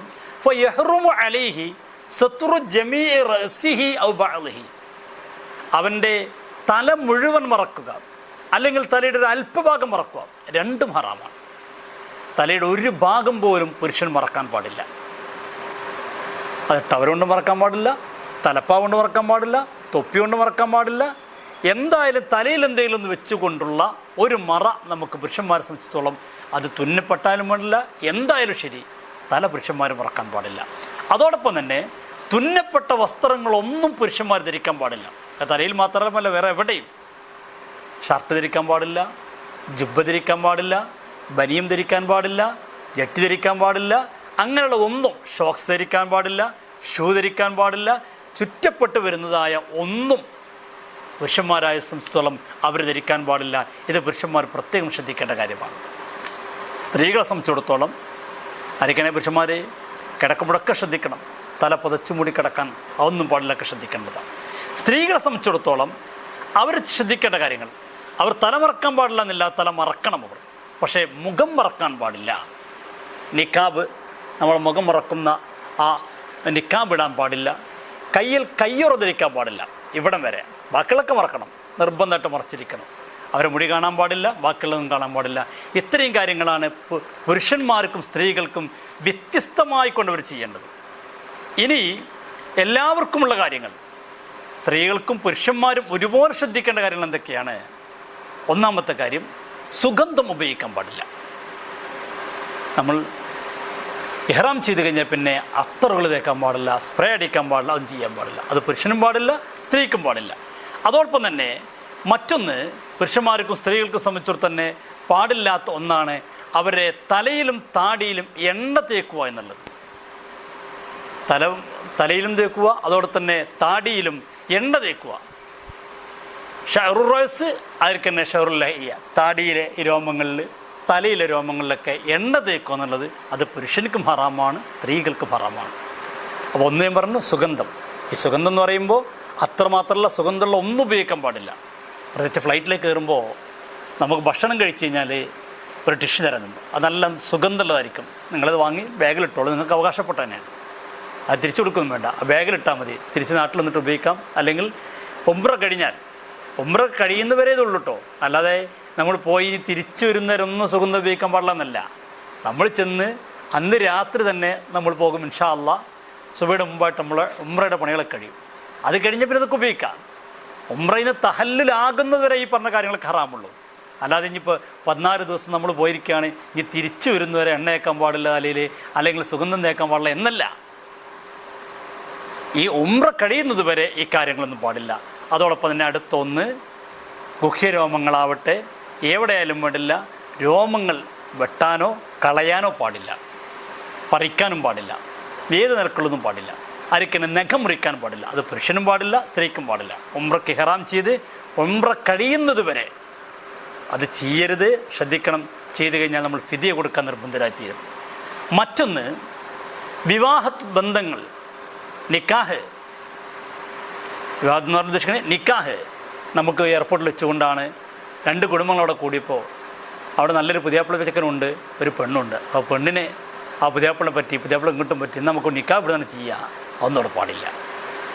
ഇഹ്റാമിൻ്റെ അവസ്ഥയിലായിരിക്കെ, ഇഹ്റാം കഴിഞ്ഞു, ഉംറ കഴിഞ്ഞിട്ട് നിങ്ങൾക്ക് മക്കത്ത് വെച്ച് നിക്കാഹ് ചെയ്തുള്ളൊരു കുഴപ്പമില്ല. ഇഹ്റാമിൻ്റെ അവസ്ഥയിലായിരിക്കെ നിക്കാഹ് പോലെയുള്ള നിക്കാഹ് ചെയ്യാൻ പാടില്ല. അടുത്തത് സ്ത്രീ പുരുഷന്മാർ, ഭാര്യ ഭർത്താക്കന്മാർ തമ്മിലുള്ള ബന്ധങ്ങൾ, അൽ ജിമാവു, അവർ തമ്മിലുള്ള ബന്ധം, സംയോഗം അവർ ചെയ്യാൻ പാടില്ല. അതോടൊപ്പം തന്നെ മഹാന്മാർ പറയുന്നുണ്ട്, വികാരത്തോടു കൂടിയുള്ള വതഹറുമുൽ മുബാശറത്തു ഫീമാ ദൂനൽ ഫർജ് ബിശഹ്വത്തിൻ. ഇനി പിന്നെ ശരിയായൊരു ബന്ധമല്ല, അല്ലാത്ത ബന്ധമാണെങ്കിൽ പോലും അതും വികാരത്തോടു കൂടിയുള്ള അതൊന്നും പാടില്ല. വികാരത്തോടു കൂടിയുള്ള എല്ലാ ഇടപാടുകളും അത് ശ്രദ്ധിക്കണം. ഇഹ്റാമിൻ്റെ അവസ്ഥയിലായിരിക്കാൻ അത് ചെയ്തു കഴിഞ്ഞാൽ ഉംറ ഫസാദായി പോകുന്നു മാത്രമല്ല, വലിയ ഫിദിയ കൊടുക്കാൻ, കഫാറത്ത് കൊടുക്കാൻ നമ്മൾ നിർബന്ധിതരായിത്തീരും. അപ്പോൾ ആ കാര്യത്തിലൊക്കെ പ്രത്യേകം ശ്രദ്ധിക്കേണ്ട കാര്യങ്ങളാണ്. അള്ളാഹു നമ്മളെ കാത്തിരക്ഷിക്കട്ടെ. അപ്പോൾ നമ്മളിത് പ്രത്യേകം ശ്രദ്ധിക്കണം. ഇഹ്റാം ചെയ്തതിന് ശേഷം ചിലപ്പോൾ ഫ്ലൈറ്റിലേക്ക് കയറി നല്ല തണുപ്പ് വരും. അപ്പോൾ നമ്മൾ ഇരുന്നൊരുത്തർ പുതക്കാൻ നിൽക്കരുത്. ഇഹ്റാമിൻ്റെ വസ്ത്രം എടുത്ത് തോളിലിട്ടുണ്ടാവും, നല്ല തണുപ്പാണ് എടുത്ത് പുതക്കുക. അങ്ങനത്തെ കാര്യങ്ങളൊന്നും ചെയ്യരുത്. എന്തെങ്കിലും സുഗന്ധം ഉപയോഗിക്കുക, ഒന്നും ഉപയോഗിക്കരുത്. ആർക്കിനി സോപ്പ് എടുത്തിട്ട് നല്ല സുഗന്ധമുള്ള സോപ്പ് അങ്ങനത്തെ ഒന്നും നമ്മൾ ഉപയോഗിക്കരുത്. ഇഹ്റാം കഴിയുന്നത് വരെ ആ കാര്യത്തിലൊക്കെ നമ്മൾ ശ്രദ്ധിക്കണം. അപ്പോൾ നമ്മൾ ഇഹ്റാം ചെയ്തു, ഇനി നമ്മൾ തൽബിയത്ത് ചൊല്ലി ഇങ്ങനെ എയർപോർട്ടിൽ ഇരിക്കുകയാണ്. അപ്പോഴാണ് അൽഹംദുലില്ലാ നമ്മളെ ഫ്ലൈറ്റ് എത്തി എന്നുള്ള വിവരം കിട്ടി. എത്തിക്കഴിഞ്ഞാൽ നിങ്ങൾക്ക് അമീർ നിർദ്ദേശം നൽകും. ആ നിർദ്ദേശം പാലിച്ചുകൊണ്ട് നമ്മളൊക്കെ വരിയായിക്കൊണ്ട് ഫ്ലൈറ്റിലേക്ക് കയറുകയാണ്. ജീവിതത്തിലൊരു പക്ഷേ നമ്മൾ പലരും ആദ്യമായിട്ടിരുന്ന് ഫ്ലൈറ്റ് കയറുക. വലിയൊരു അത്ഭുതകരമാണ് ഈ ഫ്ലൈറ്റ് എന്നൊക്കെ പറയുന്നത്. എത്രയോ ആകാശത്തിൻ്റെ മുകളിലൂടെ നമുക്കിന്ന് നോക്കിയാൽ ഒന്നും പുറത്തേക്ക് കാണില്ല, റോഡ് കാണില്ല, ഒരു വഴി കാണില്ല. അതിലൂടെയാണ് ഈ ഫ്ലൈറ്റ് ഇങ്ങനെ പോയിക്കൊണ്ടിരിക്കുന്നത്. ഒരു വലിയ അത്ഭുതമാണതൊക്കെ. അതൊക്കെ നമ്മൾ അള്ളാഹുവിനെ ഓർത്തുകൊണ്ട്, അള്ളാഹു നമുക്ക് ചെയ്ത നിഅമത്തായി ഇതിനെ കണ്ടുകൊണ്ടായിരിക്കണം നമ്മുടെ യാത്ര തുടരേണ്ടത്. അങ്ങനെ അൽഹംദുലില്ലാ അള്ളാഹുവിൻ്റെ അപാരമായ അനുഗ്രഹത്തോടുകൂടെ നമ്മളിപ്പോൾ ഫ്ലൈറ്റിൽ ഇങ്ങനെ പോയിക്കൊണ്ടിരിക്കുകയാണ്. ആ ഫ്ലൈറ്റ് ഇതാ ഇൻഷാ അള്ളാഹ് ഒരു 5-5.5 മണിക്കൂർ കഴിയുമ്പോഴേക്ക് ജിദ്ദ എയർപോർട്ടിലെത്തുകയാണ്. നമ്മൾ നേരിട്ടുള്ള ഫ്ലൈറ്റ് ആയതുകൊണ്ട് നമുക്ക് എവിടെ ഇറങ്ങേണ്ടി വരുന്നില്ല. നേരെ ജിദ്ദ ഇൻ്റർനാഷണൽ എയർപോർട്ടിൽ നമ്മൾ പോയി ഇറങ്ങുകയാണ്. അവിടെ ഇറങ്ങിക്കഴിഞ്ഞാൽ നമ്മൾ നിസ്കരിച്ചിട്ടില്ലെങ്കിൽ നിസ്കാരം അവിടെ വെച്ചുകൊണ്ട് നമ്മൾ നിസ്കരിക്കും. അത് ഇൻഷാ അല്ലാഹ് അവിടെ വെച്ചുകൊണ്ട് പറയും.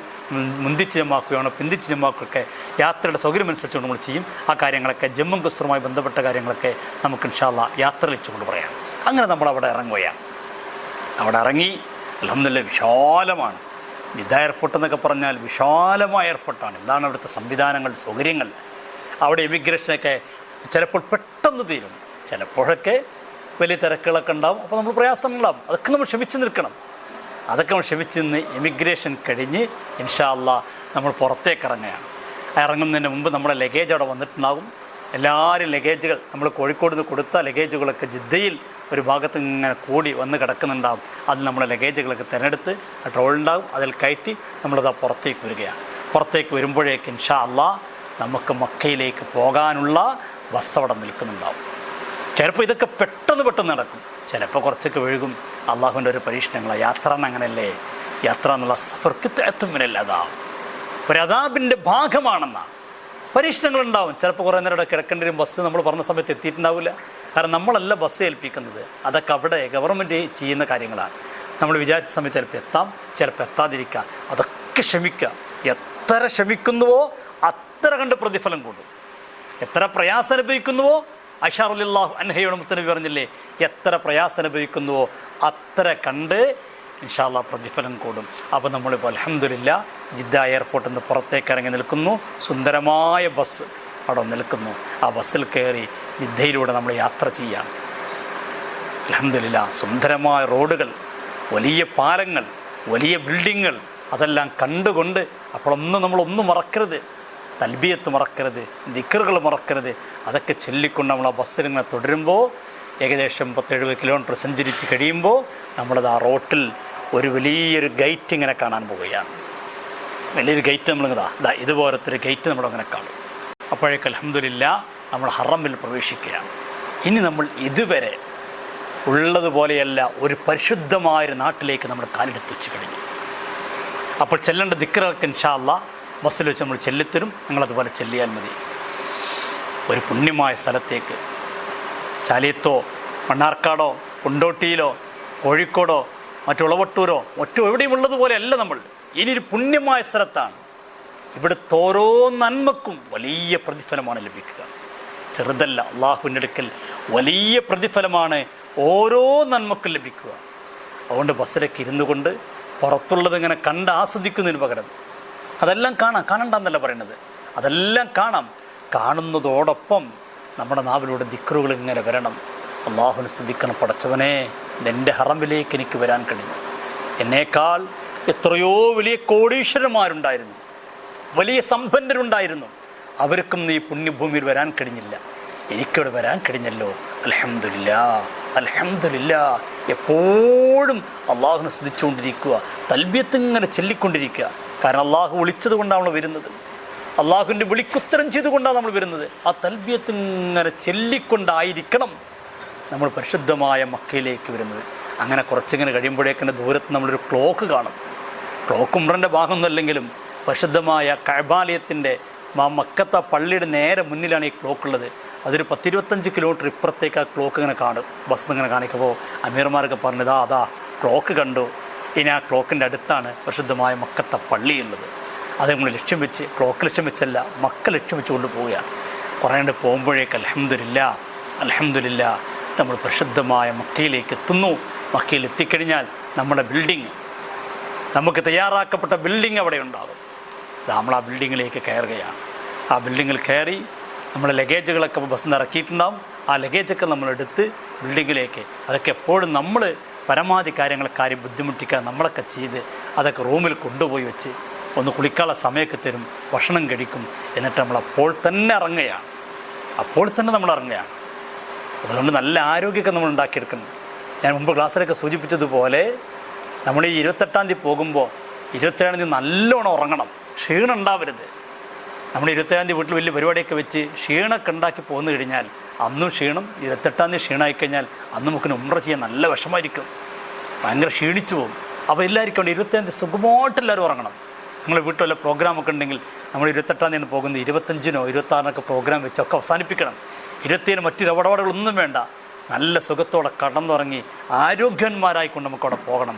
ഇൻഷാ അല്ലാഹ് അൽഹംദുലില്ലാഹ് നമ്മളത് ആ ബിൽഡിങ്ങിൽ നിന്ന് ഭക്ഷണം കഴിച്ച് അള്ളാഹുവിൻ്റെ പരിശുദ്ധമായ ബൈത്തുല്ലാഹ് കഅബാലയം കാണാൻ വേണ്ടി നമ്മൾ പോകുകയാണ്. നമ്മുടെ ബിൽഡിങ്ങിൽ നടക്കാവുന്ന ദൂരമേ പരിശുദ്ധമായ കഅബയിലേക്കുള്ളൂ, പരിശുദ്ധമായ മസ്ജിദുൽ ഹറാമിലേക്കുള്ളൂ. അങ്ങനെ നമ്മൾ കൂട്ടമായി ഒറ്റക്കൊറ്റക്കൊന്നും പോകരുത്, വഴിതെറ്റിപ്പോകും. പോകുമ്പോഴൊക്കെ നമ്മൾ ബിൽഡിങ്ങുകളൊക്കെ നോക്കിപ്പോകണം നല്ലതാണ്. അഥവാ കൂട്ടം തെറ്റിപ്പോയാൽ, വഴി തെറ്റിപ്പോയാൽ തിരിച്ചു വരുമ്പോൾ മനസ്സിലാക്കാൻ വേണ്ടി ബിൽഡിങ്ങുകളൊക്കെ അടയാളം വെക്കുക. പോകുന്ന വഴിക്ക് നല്ല കാറ് കണ്ടു, ആ കാറൊന്നും അടയാളം വെക്കരുത്. തിരിച്ചു വരുമ്പോൾ കാർ അവിടെ ഉണ്ടാവില്ല, പിന്നെ ആ കാറും തിരഞ്ഞ് നടക്കേണ്ടി വരും. ബിൽഡിങ്ങിലെ പേരുകളൊക്കെ നോക്കി, ബിൽഡിങ്ങിൻ്റെ പേര് മാത്രം നോക്കിയാൽ മതി. ചിലപ്പോൾ ഒരേ പേരുള്ള 2 ബിൽഡിങ്ങുകളൊക്കെ ഉണ്ടാവും, 2 ഭാഗത്തൊക്കെ ഉണ്ടാവും. അപ്പോൾ ബിൽഡിങ്ങിൻ്റെ രൂപവും പേരൊക്കെ നോക്കി വെക്കുക. അങ്ങനെ ഇൻഷാ അല്ലാഹ് നമ്മൾ ഒരുമിച്ച് പരിശുദ്ധമായ മസ്ജിദുൽ ഹറാമിലേക്ക് പോവുകയാണ്. ആ പോകുന്ന സമയത്ത് നിങ്ങളുടെ കയ്യിൽ ചെരിപ്പിടാനുള്ള കവറുണ്ടായിരിക്കണം. ചെരിപ്പിടാനുള്ള കവർ നമ്മുടെ കയ്യിലുണ്ടാവണം.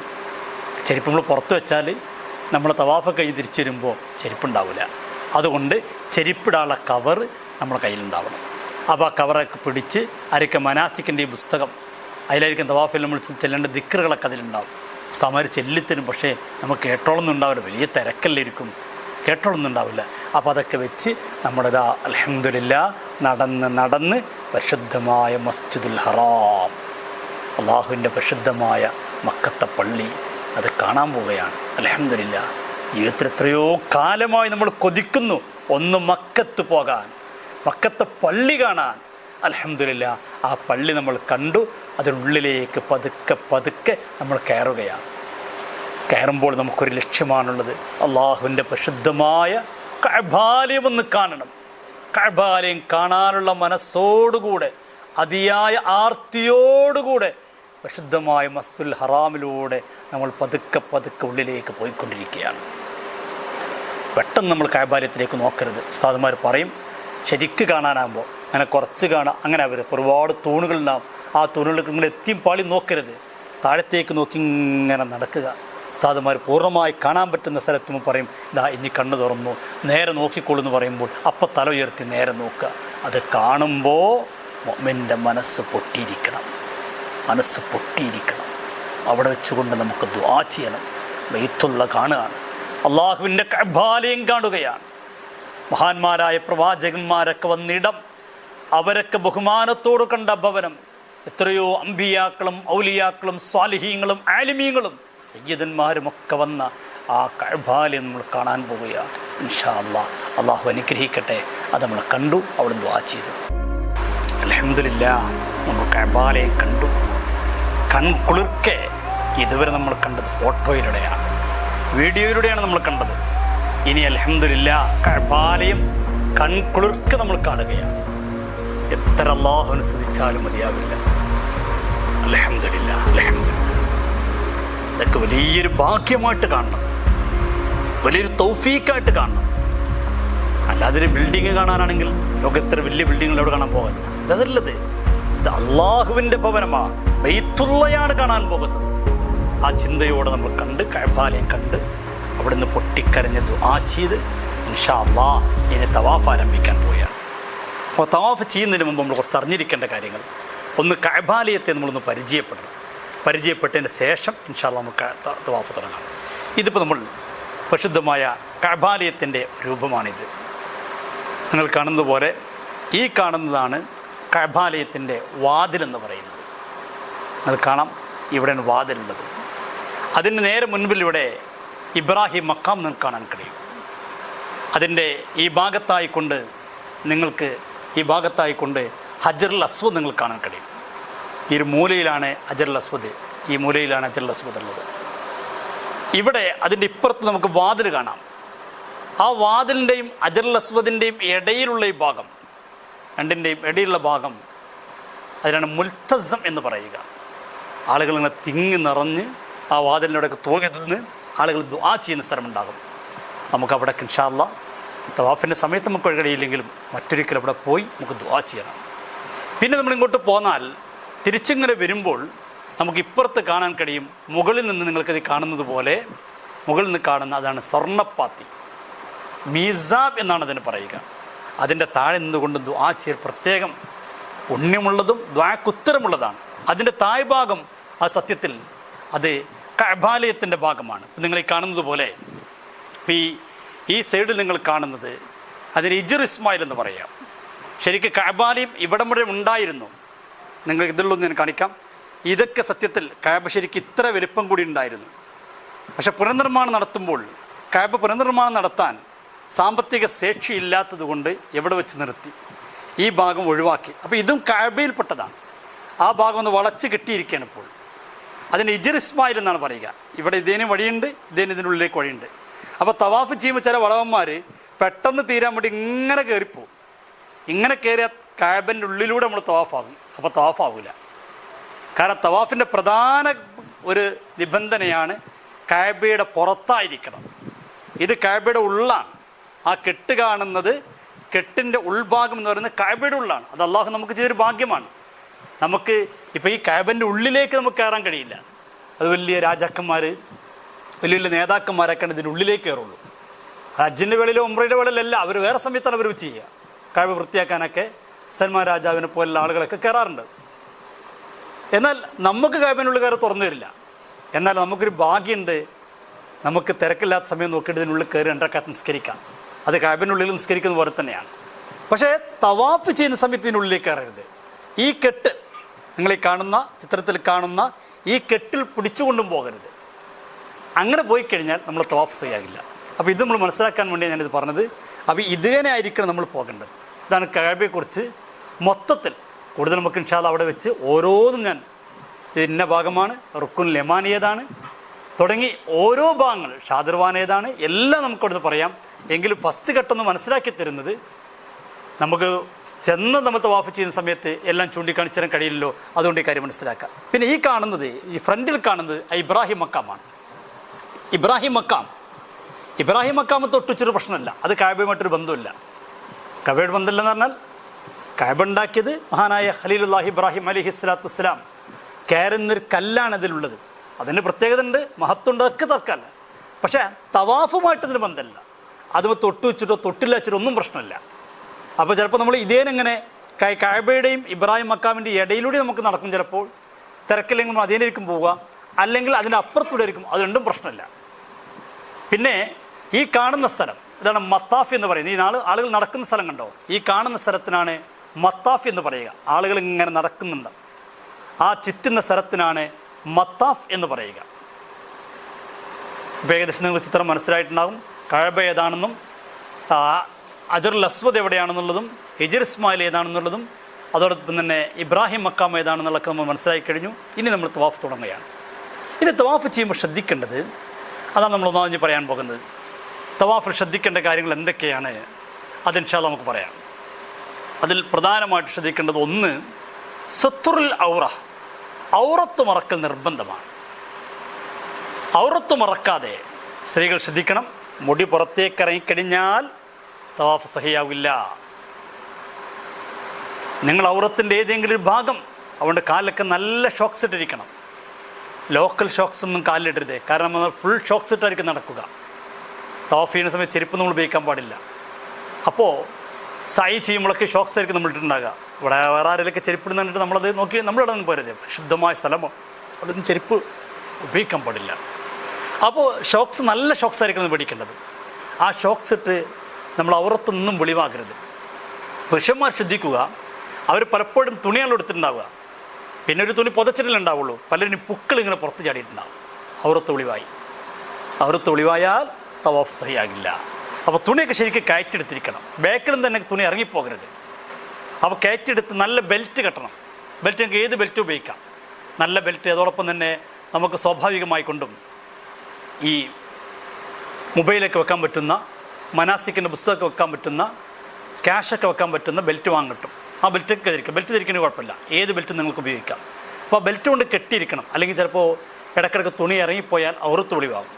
ഔറത്ത് ഒളിവായി കഴിഞ്ഞാൽ തവാഫ് സഹിയാകില്ല. അപ്പോൾ ഔറത്ത് മറക്കലാണ്. അത് പുരുഷനും ശ്രദ്ധിക്കണം, സ്ത്രീകളും ശ്രദ്ധിക്കണം. രണ്ടാമത്തത്, അശുദ്ധികളെ തൊട്ട് ശുദ്ധമായിരിക്കണം. നമ്മുടെ ശരീരത്തിൽ അശുദ്ധി ഉണ്ടാവരുത്, വസ്ത്രത്തിലുണ്ടാവരുത്. ഇപ്പോൾ നമ്മൾ ചെരുപ്പ് നമ്മളെ കവറിലിട്ടിട്ട് പോകുന്നുണ്ടാകാം, ആ ചെരുപ്പിൽ നജസ് ഉണ്ടാവരുത്. നജസും അശുദ്ധിയും ഇത് രണ്ടിനും തൊട്ടും ഒതുണ്ടായിരിക്കണം. നമുക്ക് വലിയ ശുദ്ധി ഉണ്ടാവരുത്, ചെറിയ ശുദ്ധിയും ഉണ്ടാവരുത്.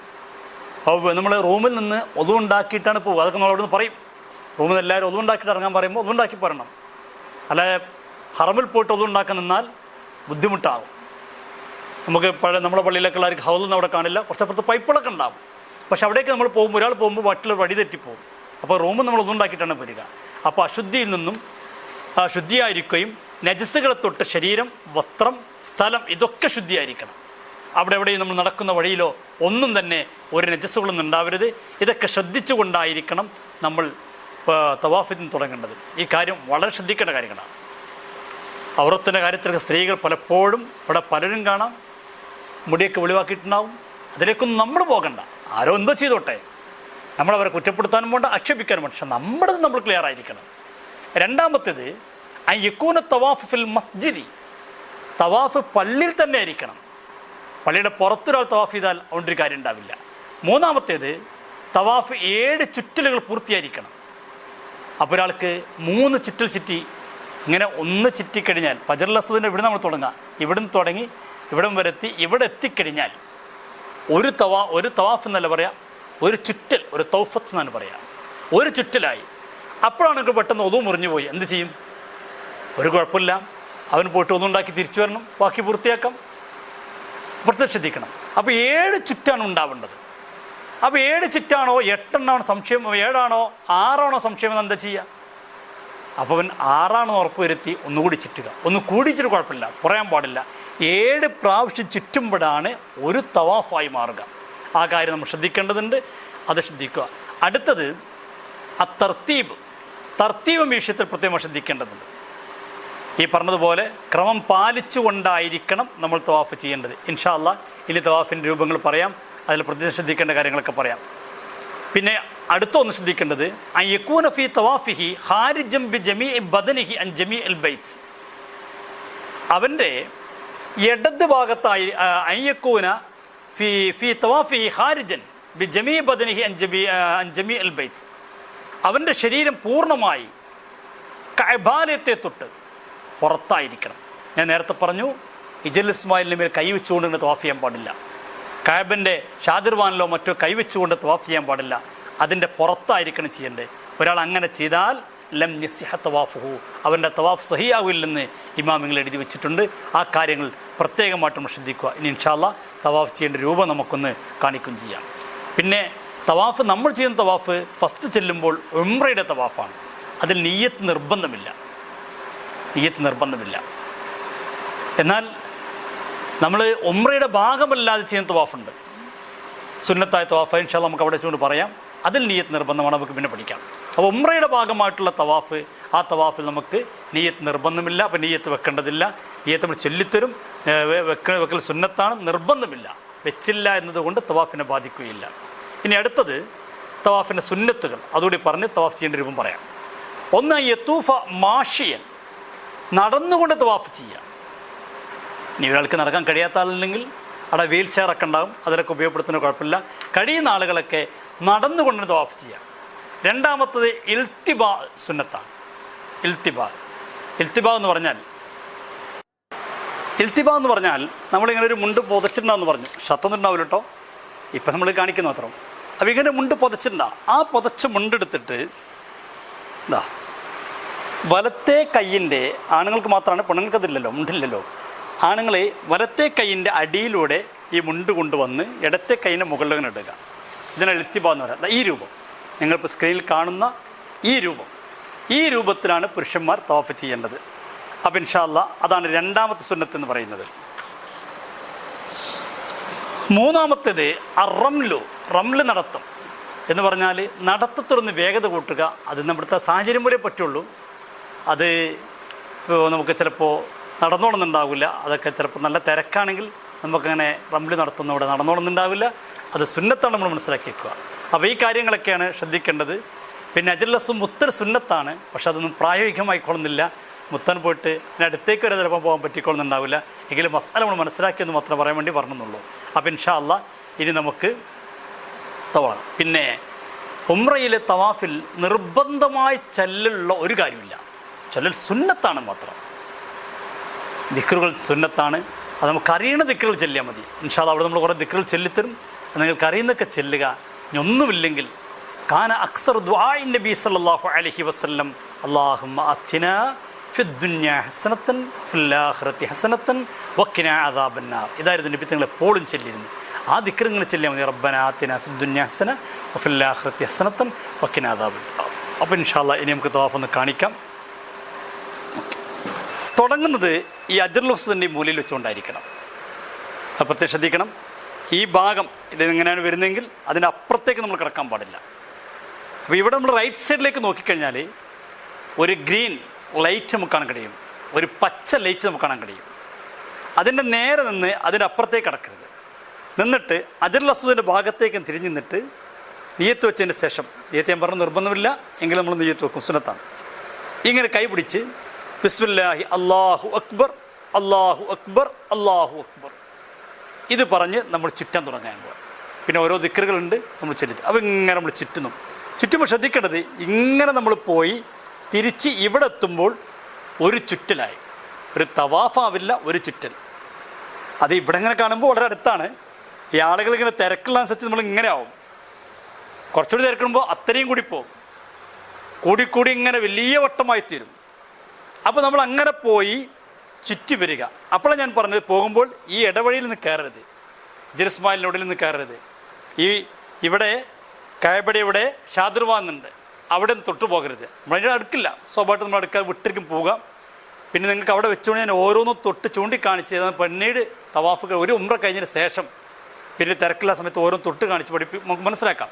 അപ്പോൾ മനസ്സിലാവും. ഫസ്റ്റ് തവാഫിന് എന്തായാലും നമ്മൾ തൊടാൻ പോകില്ല, നമ്മളെ കൂടെ ആയിരിക്കും, ഒപ്പമായിരിക്കും. എങ്കിലും പറയുന്നു, ഇങ്ങനെ വിട്ട് നമ്മൾ 7 പ്രാവശ്യം ഇങ്ങനെ വന്ന് ഇവിടെ എത്തുമ്പോൾ നമ്മൾ ഒരു തവാഫ് ചെയ്തു. ഒരു ഉംറക്ക് ഒരു തവാഫാണ് വേണ്ടത്. അതോടുകൂടെ നമ്മളെ തവാഫ് കഴിഞ്ഞു. ഇങ്ങനെ 7 ചുറ്റ് ഞങ്ങൾക്ക് ഈ വീഡിയോയിൽ കാണുന്നത് പോലെ 7 പ്രാവശ്യമാണ് നമ്മൾ ചുറ്റേണ്ടത്. അത് കഴിഞ്ഞാൽ പിന്നെ നമ്മൾ ഇബ്രാഹിം മക്കാം, നമ്മൾ ഈ വാതിലിൻ്റെ ഈ ഭാഗത്തായിക്കൊണ്ടാണ് ഇബ്രാഹിം മക്കാം ഉള്ളത്. ആ ഇബ്രാഹിം മക്കാമിൻ്റെ ബേക്കിൽ പോയിട്ട് 2 റക്അത്ത് സുന്നസ്കരിക്കണം. ബേക്കിൽ എന്ന് പറഞ്ഞാൽ നേരെ ബേക്കിലൊന്നും നമുക്ക് ചിലപ്പോൾ പറ്റിക്കൊള്ളുന്നുണ്ടാവില്ല. ചിലപ്പോൾ കുറേ വിട്ടായിരിക്കും, ചിലപ്പോൾ അപ്പുറം വിട്ടായിരിക്കും. എവിടെയാണ് സ്ഥലം കിട്ടുന്നെങ്കിൽ അതൊക്കെ അവിടെ വെച്ചുകൊണ്ട് നമ്മൾ കാണിച്ചു തരും. അവിടെ വെച്ചുകൊണ്ട് നമ്മൾ 2 റക്അത്ത് സുന്നസ്കരിക്കും. ആ നിസ്കാരം കഴിഞ്ഞാൽ ആദ്യം സ്വന്തമായിട്ടെല്ലാവരും ദ്വാർക്കും, പിന്നെ നമ്മൾ കൂട്ടമായിട്ട് ദ്വാർക്കും. ആ ദുആ കഴിഞ്ഞിട്ട് പിന്നെ നമ്മൾ സംസം വെള്ളം കുടിക്കാൻ പോകും.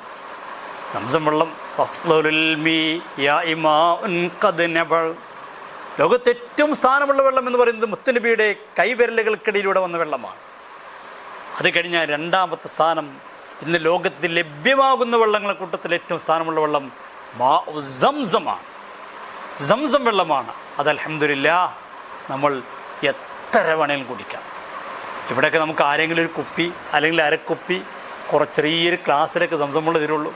അവിടെ അങ്ങനെ ഇഷ്ടം പോലെ കുടിക്കണം, ഇഷ്ടംപോലെ കുടിക്കണം നമ്മൾ. പക്ഷെ തണുത്തത് അവിടെ കുടിക്കരുത്. ചിലർക്ക് തണുപ്പുള്ള പറ്റില്ല, അത് പിന്നെ ശബ്ദമടയും പനി പിടിക്കുക ബുദ്ധിമുട്ടുണ്ടാകും. അത് സംസം വെള്ളത്തിൻ്റെ കുഴപ്പമില്ല, തണുപ്പിൻ്റെ പ്രശ്നം ശ്രദ്ധിച്ചാൽ മതി. അപ്പോൾ അൽഹംദുലില്ലാഹ് സംസം വെള്ളം കുടിച്ചു. ഇനി നമ്മൾ നേരെ പോകുന്നത് സഅയ് ചെയ്യാൻ വേണ്ടി പോവുകയാണ്. ഇപ്പോൾ ഉംറയുടെ 1ാമത്തെ ഭാഗം എന്നുള്ളത് ഇഹ്റാം ചെയ്യലാണ്. അത് നമ്മൾ കോഴിക്കോട് എയർപോർട്ടിൽ നിന്ന് ചെയ്തു. 2ാമത്തെ കാര്യം എന്ന് പറയുന്നത് തവാഫാണ്. അത് നമ്മൾ ചെയ്ത് കഴിഞ്ഞു. ഇനി 3ാമത്തെ കാര്യത്തിലേക്ക് നമ്മൾ നീങ്ങുകയാണ്. അത് സഅയ് ചെയ്യലാണ്. സഅയിൽ ശ്രദ്ധിക്കേണ്ട കാര്യങ്ങൾ, സഅയിൽ നമ്മൾ ശ്രദ്ധിക്കേണ്ട കാര്യങ്ങൾ എന്തൊക്കെയാണ്? ഒന്ന്, സഅയ് എന്ന് പറയുമ്പോൾ ആദ്യം ഒന്ന് പറയാം. സഅയ് എന്ന് പറഞ്ഞാൽ സഫയുടെയും മറുവയുടെയും, സഫ ടു മറുവ, അത് രണ്ടിൻ്റെയും ഇടയിൽ അങ്ങോട്ടും ഇങ്ങോട്ടുമായിക്കൊണ്ട് 7 പ്രാവശ്യം നടക്കുന്നതിനാണ് സഅയ് എന്ന് പറയുന്നത്. സഫയിൽ നിന്ന് തുടങ്ങി മറുവയിലേക്ക് എത്തുമ്പോൾ 1 പ്രാവശ്യമാകും. പിന്നെ മറുവയിൽ നിന്ന് ഇങ്ങോട്ട് വരുമ്പോൾ 2ാമത്തെ പ്രാവശ്യമായി. പിന്നെ വീണ്ടും സഫയിൽ നിന്ന് അങ്ങോട്ട് പോകുമ്പോൾ 3ആയി. അങ്ങനെ 7ാമത്തെ എത്തുമ്പോൾ നമ്മൾ മറുവയിലാണ് സമാപിക്കുക. അപ്പോൾ സഫയിലാണ് തുടങ്ങുക, മറുവയിലാണ് സമാപിക്കുക. ഇൻഷാ അല്ലാഹ് നമുക്കിത് കാണാൻ അല്ലാഹു ഭാഗ്യം നൽകട്ടെ. സഫ മറുവ എന്നൊക്കെ പറഞ്ഞാൽ 2 മലകളാണ്. നമ്മൾ ചരിത്രത്തിൽ പഠിച്ചില്ലേ, ബീവി ഹാജറ റളിയല്ലാഹു അൻഹ ഓടിയ ഇസ്മായിൽ അലൈഹിസ്സലാത്തു വസ്സലാം ആകുന്ന കൊച്ചുകുട്ടി വെള്ളത്തിനു വേണ്ടി ദാഹിച്ചപ്പോൾ മഹദിയായ ഹാജറ റളിയല്ലാഹു അൻഹ ഓടിയ ആ 2 പർവ്വതങ്ങൾക്കിടയിലാണ്. ഇന്ന് അവർ ഓർത്തുകൊണ്ട് ഹജ്ജും ഉംറയും എന്നൊക്കെ പറഞ്ഞ പൂർവികരെ ഓർക്കലാണ്. ഇബ്രാഹിം നബിയെ, ഇസ്മായിൽ നബിയെ, ബീവി ഹാജറ റളിയല്ലാഹു അൻഹയെ, ഇവരൊക്കെ ഓർക്കലാണ്. മഹാന്മാരുമായിട്ടുള്ള ബന്ധമാണിതൊക്കെ. അൽഹംദുലില്ലാഹ് നമുക്കിത് പോകാൻ, അവിടെ പോയി ചെയ്യാൻ അള്ളാഹു ഭാഗ്യം നൽകി അനുഗ്രഹിക്കട്ടെ. അപ്പോൾ നമ്മൾ സഫയിൽ നിന്ന് തുടങ്ങുന്നു. സഫയിൽ നിന്ന് തുടങ്ങുമ്പോൾ ശ്രദ്ധിക്കണം. ചില ആളുകളൊക്കെ പകുതി നിന്ന് അങ്ങോട്ടൊക്കെ തുടങ്ങുന്നു. അതും ചെയ്തു പോകരുത്. സഫയുടെ ആ മല ഇത് നമുക്ക് കാണാൻ കഴിയും, ഇന്ന് തൊടാൻ കഴിയില്ല. പണ്ട് കാലങ്ങളിലൊക്കെ നമുക്ക് തൊടാൻ കഴിഞ്ഞിരുന്നു, അതിൻ്റെ മുകളിൽ നമ്മൾ കയറിയിരിക്കുക ചെയ്തിരുന്നു ആദ്യ കാലങ്ങളൊക്കെ പോയപ്പോൾ. ഇപ്പോൾ ഭാഗങ്ങളൊക്കെ അടച്ചിട്ടുണ്ട്, ഇതിൽ കാണാൻ പറ്റും. ഗ്ലാസ് കൊണ്ടാണ് അടച്ചതുകൊണ്ട് കാണാൻ പറ്റും. അതിനോട് ചേർന്ന് നിന്ന് ഇൻഷാ അല്ലാഹ് അവിടെ നമ്മൾ ദുആ ചെയ്ത് അവിടെ തുടങ്ങും. നേരെ നമ്മൾ പോകുന്നത് സഫയിൽ നിന്ന് മറുവയിലേക്കാണ്. പോകുമ്പോൾ നിങ്ങൾക്ക് ഈ വീഡിയോയിൽ കാണുന്നത് പോലെ പോകുന്ന സമയത്ത് ഒരു പച്ച ലൈറ്റുകൾ കാണും. അവിടെ എത്തുമ്പോൾ ആണുങ്ങൾ അവർ നടത്തുമ്പോൾ സ്പീഡ് കൂട്ടും. സ്ത്രീകൾ അവർ സാധാരണ നടക്കുമ്പോൾ തന്നെ നടന്നാൽ മതി. പുരുഷന്മാരെ സംബന്ധിച്ചോളം ഒന്ന് സ്പീഡ് കൂട്ടും. പിന്നെ നമ്മളങ്ങനെ പോയി മറുവയിലേക്ക് എത്തും. മറുവയിൽ തിരിച്ചു വരുമ്പോഴും തന്നെ കുറേ ഇങ്ങോട്ട് എത്തുമ്പോഴാണ് ആ ലൈറ്റ് കാണുക. ആ പച്ച ലൈറ്റിൻ്റെ ഭാഗം അവിടെ എത്തുന്ന സമയത്ത് നമ്മൾ സ്പീഡ് ഒന്ന് കൂട്ടും ആണുങ്ങൾ. അങ്ങനെ നമ്മൾ മറുവയിലേക്ക് വരും. ഇനി എന്തൊക്കെയാണ് സഅയിൽ ശ്രദ്ധിക്കേണ്ട കാര്യങ്ങൾ? സഫാ വൽ മർവ, സഫാ മർവയിൻ്റെ ഇടയ്ക്കുള്ള മുഴുവൻ സ്ഥലങ്ങളും വിട്ട് കിടക്കണം. ചില ആൾക്കാർ അവിടെ കുറച്ച് പോയിട്ട് ഇവിടെ കുറച്ച് വരും, അത് പാടില്ല. ആ കാര്യം നമ്മൾ ശ്രദ്ധിക്കണം. രണ്ടാമത്തെ തർത്തീബ് ഉണ്ടായിരിക്കണം. അഥവാ സഫ കൊണ്ട് തുടങ്ങണം. സഫ കൊണ്ട് തുടങ്ങിക്കഴിഞ്ഞാൽ മറവയിൽ അവസാനിക്കണം. അല്ലാതെ മറവയിൽ നിന്ന് തുടങ്ങി സഫയിലേക്ക് വന്നാൽ അത് പരിഗണിക്കുകയില്ല. ആദ്യം തുടങ്ങേണ്ടത് സഫയിൽ നിന്നായിരിക്കണം, എന്നിട്ട് മറവ, എന്നിട്ട് മറവയിൽ നിന്ന് സഫയിലേക്ക്, പിന്നെ സഫയിൽ നിന്ന് മറവയിലേക്ക്. ഇങ്ങനെ തന്നെ ആയിരിക്കണം ചെയ്യേണ്ടത്. പിന്നെ 7 എണ്ണം പൂർത്തിയായിരിക്കണം. 4 4.5 അതൊന്നും പറ്റില്ല. 7 എണ്ണം പൂർത്തിയായിരിക്കണം. ഇത്രയും കാര്യങ്ങൾ നമ്മൾ സഅയിൽ ശ്രദ്ധിക്കേണ്ട കാര്യങ്ങളാണ്. ഇതൊക്കെ ശ്രദ്ധിച്ച് സഅയ് ചെയ്ത് കഴിഞ്ഞാൽ പിന്നെ നമ്മൾ ഇനി ഒരേ ഒരു കർമ്മം കൂടി ഇവിടെ ചെയ്യാൻ ബാക്കിയുള്ളൂ. അത് കഴിഞ്ഞാൽ നമ്മുടെ ഉംറ പൂർത്തിയായി. ഇനി നമ്മൾ ചെയ്യേണ്ട കാര്യം എന്താ? അത് കഴിഞ്ഞാൽ അടുത്ത് നമ്മൾ ചെയ്യാനുള്ളത്, നമ്മൾ ചെയ്യുന്നതോട് കൂടെ നമ്മളെ കാര്യങ്ങൾ കഴിഞ്ഞു. അത് തഹല്ലുലാകലാണ്. ഉംറയിൽ തഹല്ലുലാക എന്ന് പറഞ്ഞാൽ മുടി കളയലാണ്. പുരുഷന്മാരെ സംബന്ധിച്ചിടത്തോളം അവർ പൂർണ്ണമായിട്ട് മുടി കളയലാണ് ഏറ്റവും അഫ്ളലായ രീതി. മുടി വെട്ടിയാൽ പോരാ, മുടി പൂർണ്ണമായിട്ട് കളയുക. വെട്ടിയാൽ സഹിയാവൂല എന്നെല്ലാം പറഞ്ഞത് അത് മതിയെങ്കിലും പുണ്യനബി ഏറെ പ്രാധാന്യം കൊടുത്തത് അവിടെ നമ്മൾ മടിക്കരുത്. ഇത്രയും കാശൊക്കെ ചെലവഴിച്ച് പോകുമ്പോൾ ഉംറ പരിപൂർണമാവാൻ ശ്രദ്ധിക്കണം. അവരുടെ മുടി പുറത്ത് നമ്മൾ പോയി കഴിഞ്ഞാൽ ബാർബർ ഷോപ്പിലുണ്ടാകും. അവിടെ പോയി കഴിഞ്ഞാൽ ഇൻഷാ അല്ലാഹ് നമുക്ക് ഒരുമിച്ച് പോകാം. അവിടെ മുടി കളയുന്ന സ്ഥലമുണ്ടാകും, അവിടെ പോയിട്ട് നമുക്ക് കളയാം. സ്ത്രീകളെ സംബന്ധിച്ചിടത്തോളം അവർ മുടി ഒന്നായിട്ട് കളയല്ലേ വേണ്ടത്, അവർ മുടി മുറിച്ചാൽ മതി. അപ്പോൾ നമ്മുടെ കയ്യിൽ കത്രി ഉണ്ടെങ്കിൽ അവിടെ നിന്ന് നമുക്ക് മുറിക്കാം, അല്ലെങ്കിൽ റൂമിൽ പോയിട്ട് മുറിക്കാം. ആ മുറിക്കുന്നതോട് കൂടെ നമ്മുടെ ഉംറ കഴിഞ്ഞു. അപ്പോൾ ഉംറ വളരെ സിമ്പിളാണ്. ഉംറ വളരെ സിമ്പിളാണ്. എന്താ ചെയ്യേണ്ടതുള്ളൂ? ഒന്ന് ഇഹ്റാം ചെയ്യുക. ഇഹ്റാം ചെയ്യാന്ന് പറഞ്ഞു, നിയ്യത്ത് വെക്കലാണ്. രണ്ടാമത് തവാഫ് ചെയ്യുക. തവാഫ് പറഞ്ഞാൽ പറഞ്ഞു ഹജറുൽ അസ്വദിൻ്റെ അവിടെ നിന്ന് തുടങ്ങി ഹജറുൽ അസ്വദിനോടൊക്കെ എത്തുന്ന രീതിയിൽ 7 പ്രാവശ്യം ചുറ്റിക്കഴിഞ്ഞാൽ തവാഫായി. തവാഫ് കഴിഞ്ഞ പിന്നെ സുന്നത്ത കാര്യങ്ങൾ നമ്മൾ പറഞ്ഞു. 2 റക്അത്ത് സുന്നസ്കരിക്കുക, സംസം വെള്ളം കുടിക്കുക. അത് കഴിഞ്ഞാൽ പിന്നെ നിർബന്ധമായിട്ടുള്ള നേരെ സഅയ് ചെയ്യലാണ്. സഅയ് സഫ ടു മർവ, മർവ ടു സഫ. ഇങ്ങനെ 7 പ്രാവശ്യം അങ്ങോട്ടും കൊണ്ട് നടന്ന് മർവയിൽ സമാപിച്ച് കഴിഞ്ഞാൽ സഅയും കഴിഞ്ഞു. പിന്നെ ഉള്ളത് മുടി കളയലാണ്. ഇതോടുകൂടെ ഉംറ കഴിഞ്ഞു. ഇനി നിങ്ങൾക്ക് സ്വന്തമായിട്ട് ചെയ്യാവുന്നേ ഉള്ളൂ. നമുക്ക് അവിടെ പോയി കഴിഞ്ഞാൽ പിന്നെ നമ്മൾ ഇഹ്റാം ചെയ്യാൻ കോഴിക്കോട് എയർപോർട്ടിലേക്ക് വരണ്ട. തൊട്ടപ്പുറത്താണ് മസ്ജിദ് ആയിഷയുണ്ട്. ഇൻഷാ അല്ലാഹ് നമുക്ക് അവിടെ പോയിട്ട് കൊണ്ട് ഇഹ്റാം ചെയ്ത് പോരണം. ജാറാനത്തിൽ പോയിട്ട് നമ്മൾ ഇഹ്റാം ചെയ്യാറുണ്ട്. പിന്നെ ചിലരൊക്കെ തായിഫിൽ പോകാറുണ്ട്. നമുക്ക് പറ്റിയാൽ ഇൻഷാ അല്ലാഹ് തായിഫിലേക്ക് പോകണം. അത് നമ്മൾ സ്വന്തം റിസ്ക്കിലായിരിക്കും, ഗ്രൂപ്പിൻ്റെ റിസ്ക്കിലാവില്ല. ചിലർ ഹുദൈബിയയിൽ പോകാറുണ്ട്. നമുക്ക് സാഹചര്യം പോലെ നമുക്ക് ചെയ്യാം. എന്തായാലും ഇഹ്റാം ചെയ്യേണ്ട സ്ഥലത്ത് പോയിട്ട് അത് ഇൻഷാ അല്ലാഹ് നമുക്ക് അവിടെ വെച്ചുകൊണ്ട് വിശദമായിക്കൊണ്ട് നമുക്ക് പറയാം. അങ്ങനെ ഇഹ്റാം ചെയ്ത് നമ്മൾ വരുന്നു, തവാഫ് ചെയ്യുന്നു, സഅയ് ചെയ്യുന്നു. തഹല്ലുലായാൽ ഉംറയെ വളരെ സിമ്പിളാണ്, പേടിക്കാവുന്നില്ല. കാരണം നിർബന്ധമായിട്ടുള്ള ഒന്നും, നിർബന്ധമായിട്ടുള്ള ഒന്നും ഉംറയില്ല. അതാണ് ഏറ്റവും വലിയ ഭാഗ്യം. കാണാതെ ഒരിക്കലും ഒന്നും നിർബന്ധമില്ല. ദിക്റുകളൊക്കെ പഠിച്ചാൽ അത്ര നല്ലതാണ്. അൽഹംദുലില്ലാഹ് നമ്മുടെ ഉംറ ഇപ്പോൾ പൂർത്തിയായി കഴിഞ്ഞു. അള്ളാഹു സ്വീകരിക്കട്ടെ. അള്ളാഹു നമുക്ക് ഭാഗ്യം നൽകി അനുഗ്രഹിക്കട്ടെ. ഈ ഉംറ കഴിഞ്ഞാൽ ഇനി നമ്മൾ ഇൻഷാ അല്ലാഹ് അവിടെ നിൽക്കുന്ന സമയങ്ങളിൽ ഒരുപാട് സ്ഥലങ്ങൾ സിയാറത്ത് ചെയ്യാൻ പോകും. അതൊക്കെ ഇൻഷാ അല്ലാഹ് നമുക്ക് അവിടെ പോയിട്ട് പറയാം. എല്ലാം അവിടെ നമുക്ക് ക്ലാസ് നടക്കും. ആ ക്ലാസ് വെച്ചുകൊണ്ട് ഓരോന്നോരോ നമുക്ക് പഠിക്കാം. അങ്ങനെ ഏകദേശം ഒരു 9 ദിവസത്തോളം നമ്മൾ മക്കത്തുൽ മുക്കറമയിൽ ചെലവഴിക്കും. അവിടെ ചെലവഴിക്കുമ്പോൾ ആ സമയങ്ങളൊക്കെ ഉപയോഗപ്പെടുത്തണം, നന്നായിട്ട് ഉപയോഗപ്പെടുത്തണം. എത്ര ഉംറ ചെയ്യാൻ പറ്റുമോ അത്ര ഉംറ നമുക്ക് ചെയ്യണം. അതിന് ആരോഗ്യമുണ്ടാകണം. അതിന് ഇവിടെ തന്നെ നന്നായിട്ട് നടന്നൊക്കെ ശീലിക്കണം. നടത്തം തീരില്ലാത്ത ആളുകളൊക്കെ ഇപ്പോൾ തന്നെ നടന്ന് ശീലിക്കണം. അത് കഴിഞ്ഞ് ഇൻഷാ അല്ലാഹ് ഉംറ എല്ലാം കഴിഞ്ഞ് നമുക്ക് ഇൻഷാ അല്ലാഹ് ഒരു 9 ദിവസം കഴിയുമ്പോൾ പരിശുദ്ധമായ മദീനയിലേക്ക് നമുക്ക് പോകണം. അതിനിടയ്ക്ക് മക്കയിൽ ഒരുപാട് കാണേണ്ട സ്ഥലങ്ങളൊക്കെ ഉണ്ട്. അറഫ കാണണ്ടേ, നമുക്ക് കാണണം. മിന കാണണം, മുസ്ദലിഫ കാണണം. അവിടെയൊക്കെ നമുക്ക് പോകണം. പറ്റിയാൽ ഇൻഷാ അല്ലാഹ് നമുക്ക് തായിഫിലേക്കും പോകണം. പറ്റിയാൽ മറ്റു സ്ഥലങ്ങളിലേക്കൊക്കെ നമുക്ക് പോകണം. അള്ളാഹു അനുഗ്രഹിക്കട്ടെ. തായിഫ് നമ്മൾ സ്വന്തം റിസ്കിലായിരിക്കും, ഗ്രൂപ്പിൻ്റെതല്ലെങ്കിലും അതിനുള്ള കാശൊക്കെ നമ്മുടെ കയ്യിൽ ഉണ്ടാവണം. നമുക്ക് അവിടെയൊക്കെ പോകണം. പോയി ഇൻഷാ അല്ലാഹ് അതെല്ലാം കഴിഞ്ഞ് നമുക്ക് ഇൻഷാ അല്ലാഹ് മദീനയിലേക്ക് പോകണം. മുത്തുനബി മുഹമ്മദ് മുസ്തഫ സല്ലല്ലാഹു അലൈഹി വസല്ലം തങ്ങളുടെ പുണ്യ മദീനയിലേക്ക് പോകണം. ദീർഘദൂര യാത്രയാണ്. ആ യാത്രയിൽ മുത്തുനബിൻ്റെ ഒരുപാട് സലാത്ത് ചെല്ലണം. മുത്തുനബിയെ പഠിക്കണം, മുത്തുനബിയുടെ ചരിത്രങ്ങൾ കേൾക്കണം. പോകുന്ന വഴിക്ക് ഇൻഷാ അല്ലാഹ് അള്ളാഹു അനുഗ്രഹിച്ചാൽ നമുക്ക് ബദറിൽ പോകണം. ബദറൊക്കെ പോകേണ്ടതാണ്, പോയി കാണേണ്ട ഇടങ്ങളാണ്. അത് കഴിഞ്ഞ് നമ്മൾ മദീനയിലേക്ക് എത്തും. ദൂരെ ദിക്കിൽ നിന്ന് മദീന പള്ളിയുടെ മിനാരങ്ങൾ ഇങ്ങനെ കാണും. ആ മിനാരങ്ങൾക്കിടയിലൂടെ ആ പച്ച കുബ്ബ ഇങ്ങനെ തെളിഞ്ഞു വരും. അൽഹംദുലില്ലാ. അപ്പോൾ തുടങ്ങണം നമുക്ക് സലാമുകൾ ധാരാളം ചെല്ലണം. എന്നിട്ട് റൂമിലേക്ക് പോയി സാധനങ്ങളൊക്കെ അവിടെ വെച്ച് കുളിച്ച് ഫ്രഷായി ഇൻഷാ അല്ലാഹ് മദീനയിൽ പോയി മുത്തുനബിയുടെ പള്ളിയിൽ കയറി അവിടുത്തെയോട് നമുക്ക് സലാം പറയണം. ഈ കാണുന്നത് റസൂലുള്ളാഹി സ്വല്ലല്ലാഹു അലൈഹി വസല്ലം തങ്ങളുടെ ആ പരിശുദ്ധമായ റൗളയിലേക്ക് കയറി ചെല്ലാൻ, സലാം പറയാനുള്ള വഴിയിലൂടെ നമ്മൾ കയറി ചെല്ലുകയാണ്. ഈ വഴിയിലൂടെ നമ്മൾ ഇങ്ങനെ കയറിപ്പോയി ഇതാ ഇവിടെ എത്തുമ്പോൾ ഹബീബായ നബി സല്ലല്ലാഹു അലൈഹി വസല്ലമയുടെ പരിശുദ്ധമായ റൗളയുടെ ഭാഗം നമ്മൾ കാണും. അവിടെ എഴുതി വെച്ചിട്ടുണ്ടാകും. അവിടെ സലാം പറയണം. പിന്നെ സിദ്ദീഖ് റളിയല്ലാഹു സലാം പറയണം, ഉമർ റളിയല്ലാഹു സലാം പറയണം. സ്ത്രീകൾക്ക് അവിടെ കയറാൻ കഴിയില്ല, അവർ പുറത്തുനിന്ന് സലാം പറയും. അത് കഴിഞ്ഞ് ഇൻഷാ അല്ലാഹ് റൗളയിൽ കയറാൻ പെർമിഷൻ എന്നാണോ അന്ന് നമുക്ക് റൗളയിൽ കയറണം. റൗളയിലേക്ക് നമുക്ക് തിരിച്ചറിയണം. അതൊക്കെ ഇൻഷാ അല്ലാഹ് അവിടെ എത്തുമ്പോൾ ഓരോന്ന് പറയാം. അതൊക്കെ നിങ്ങൾ മനസ്സിലാക്കി ഇൻഷാ അല്ലാഹ് അവിടെയൊക്കെ നമുക്ക് ചെയ്ത് ആ പരിശുദ്ധമായ മദീനയെല്ലാം കണ്ട് മുത്തുനബിയോട് സലാം പറഞ്ഞ് നമുക്ക് തിരിച്ചു പോരണം. അള്ളാഹു തൗഫീഖ് നൽകി അനുഗ്രഹിക്കട്ടെ. അള്ളാഹു നല്ല ഭാഗ്യങ്ങളൊക്കെ അനുഗ്രഹിക്കട്ടെ. സുബ്ഹാനഹു വതആല ഈ പറഞ്ഞിടങ്ങളിലൊക്കെ പോകാൻ നമുക്ക് ഭാഗ്യം നൽകട്ടെ. ഒരുപാട് സ്ഥലങ്ങൾ മദീനത്ത് നമുക്ക് കാണാനുണ്ട്. മസ്ജിദ് ഖുബ നമുക്ക് കാണണം. മസ്ജിദുൽ ഖിബ്ലത്തൈൻ നമുക്ക് കാണാൻ പോകണം. ഉഹദ് ഹംസ റളിയല്ലാഹു അൻഹുവിൻ്റെ പരിശുദ്ധമായ മഖാം അത് കാണാൻ പോകണം. ജന്നത്തുൽ ബഖീ മദീനത്ത് കാണാൻ പോകണം. മക്കത്ത് ജന്നത്തുൽ മുഅല്ല കാണാൻ പോകണം. ഒരുപാട് സ്ഥലങ്ങൾ ഇൻഷാ അല്ലാഹ്. ഒരുപാട് പള്ളികൾ, മസ്ജിദുൽ ഖമാമയുണ്ട്, മസ്ജിദ് ബിലാലുണ്ട്, ജാമിഉൽ മസാജിദ് ഉണ്ട്.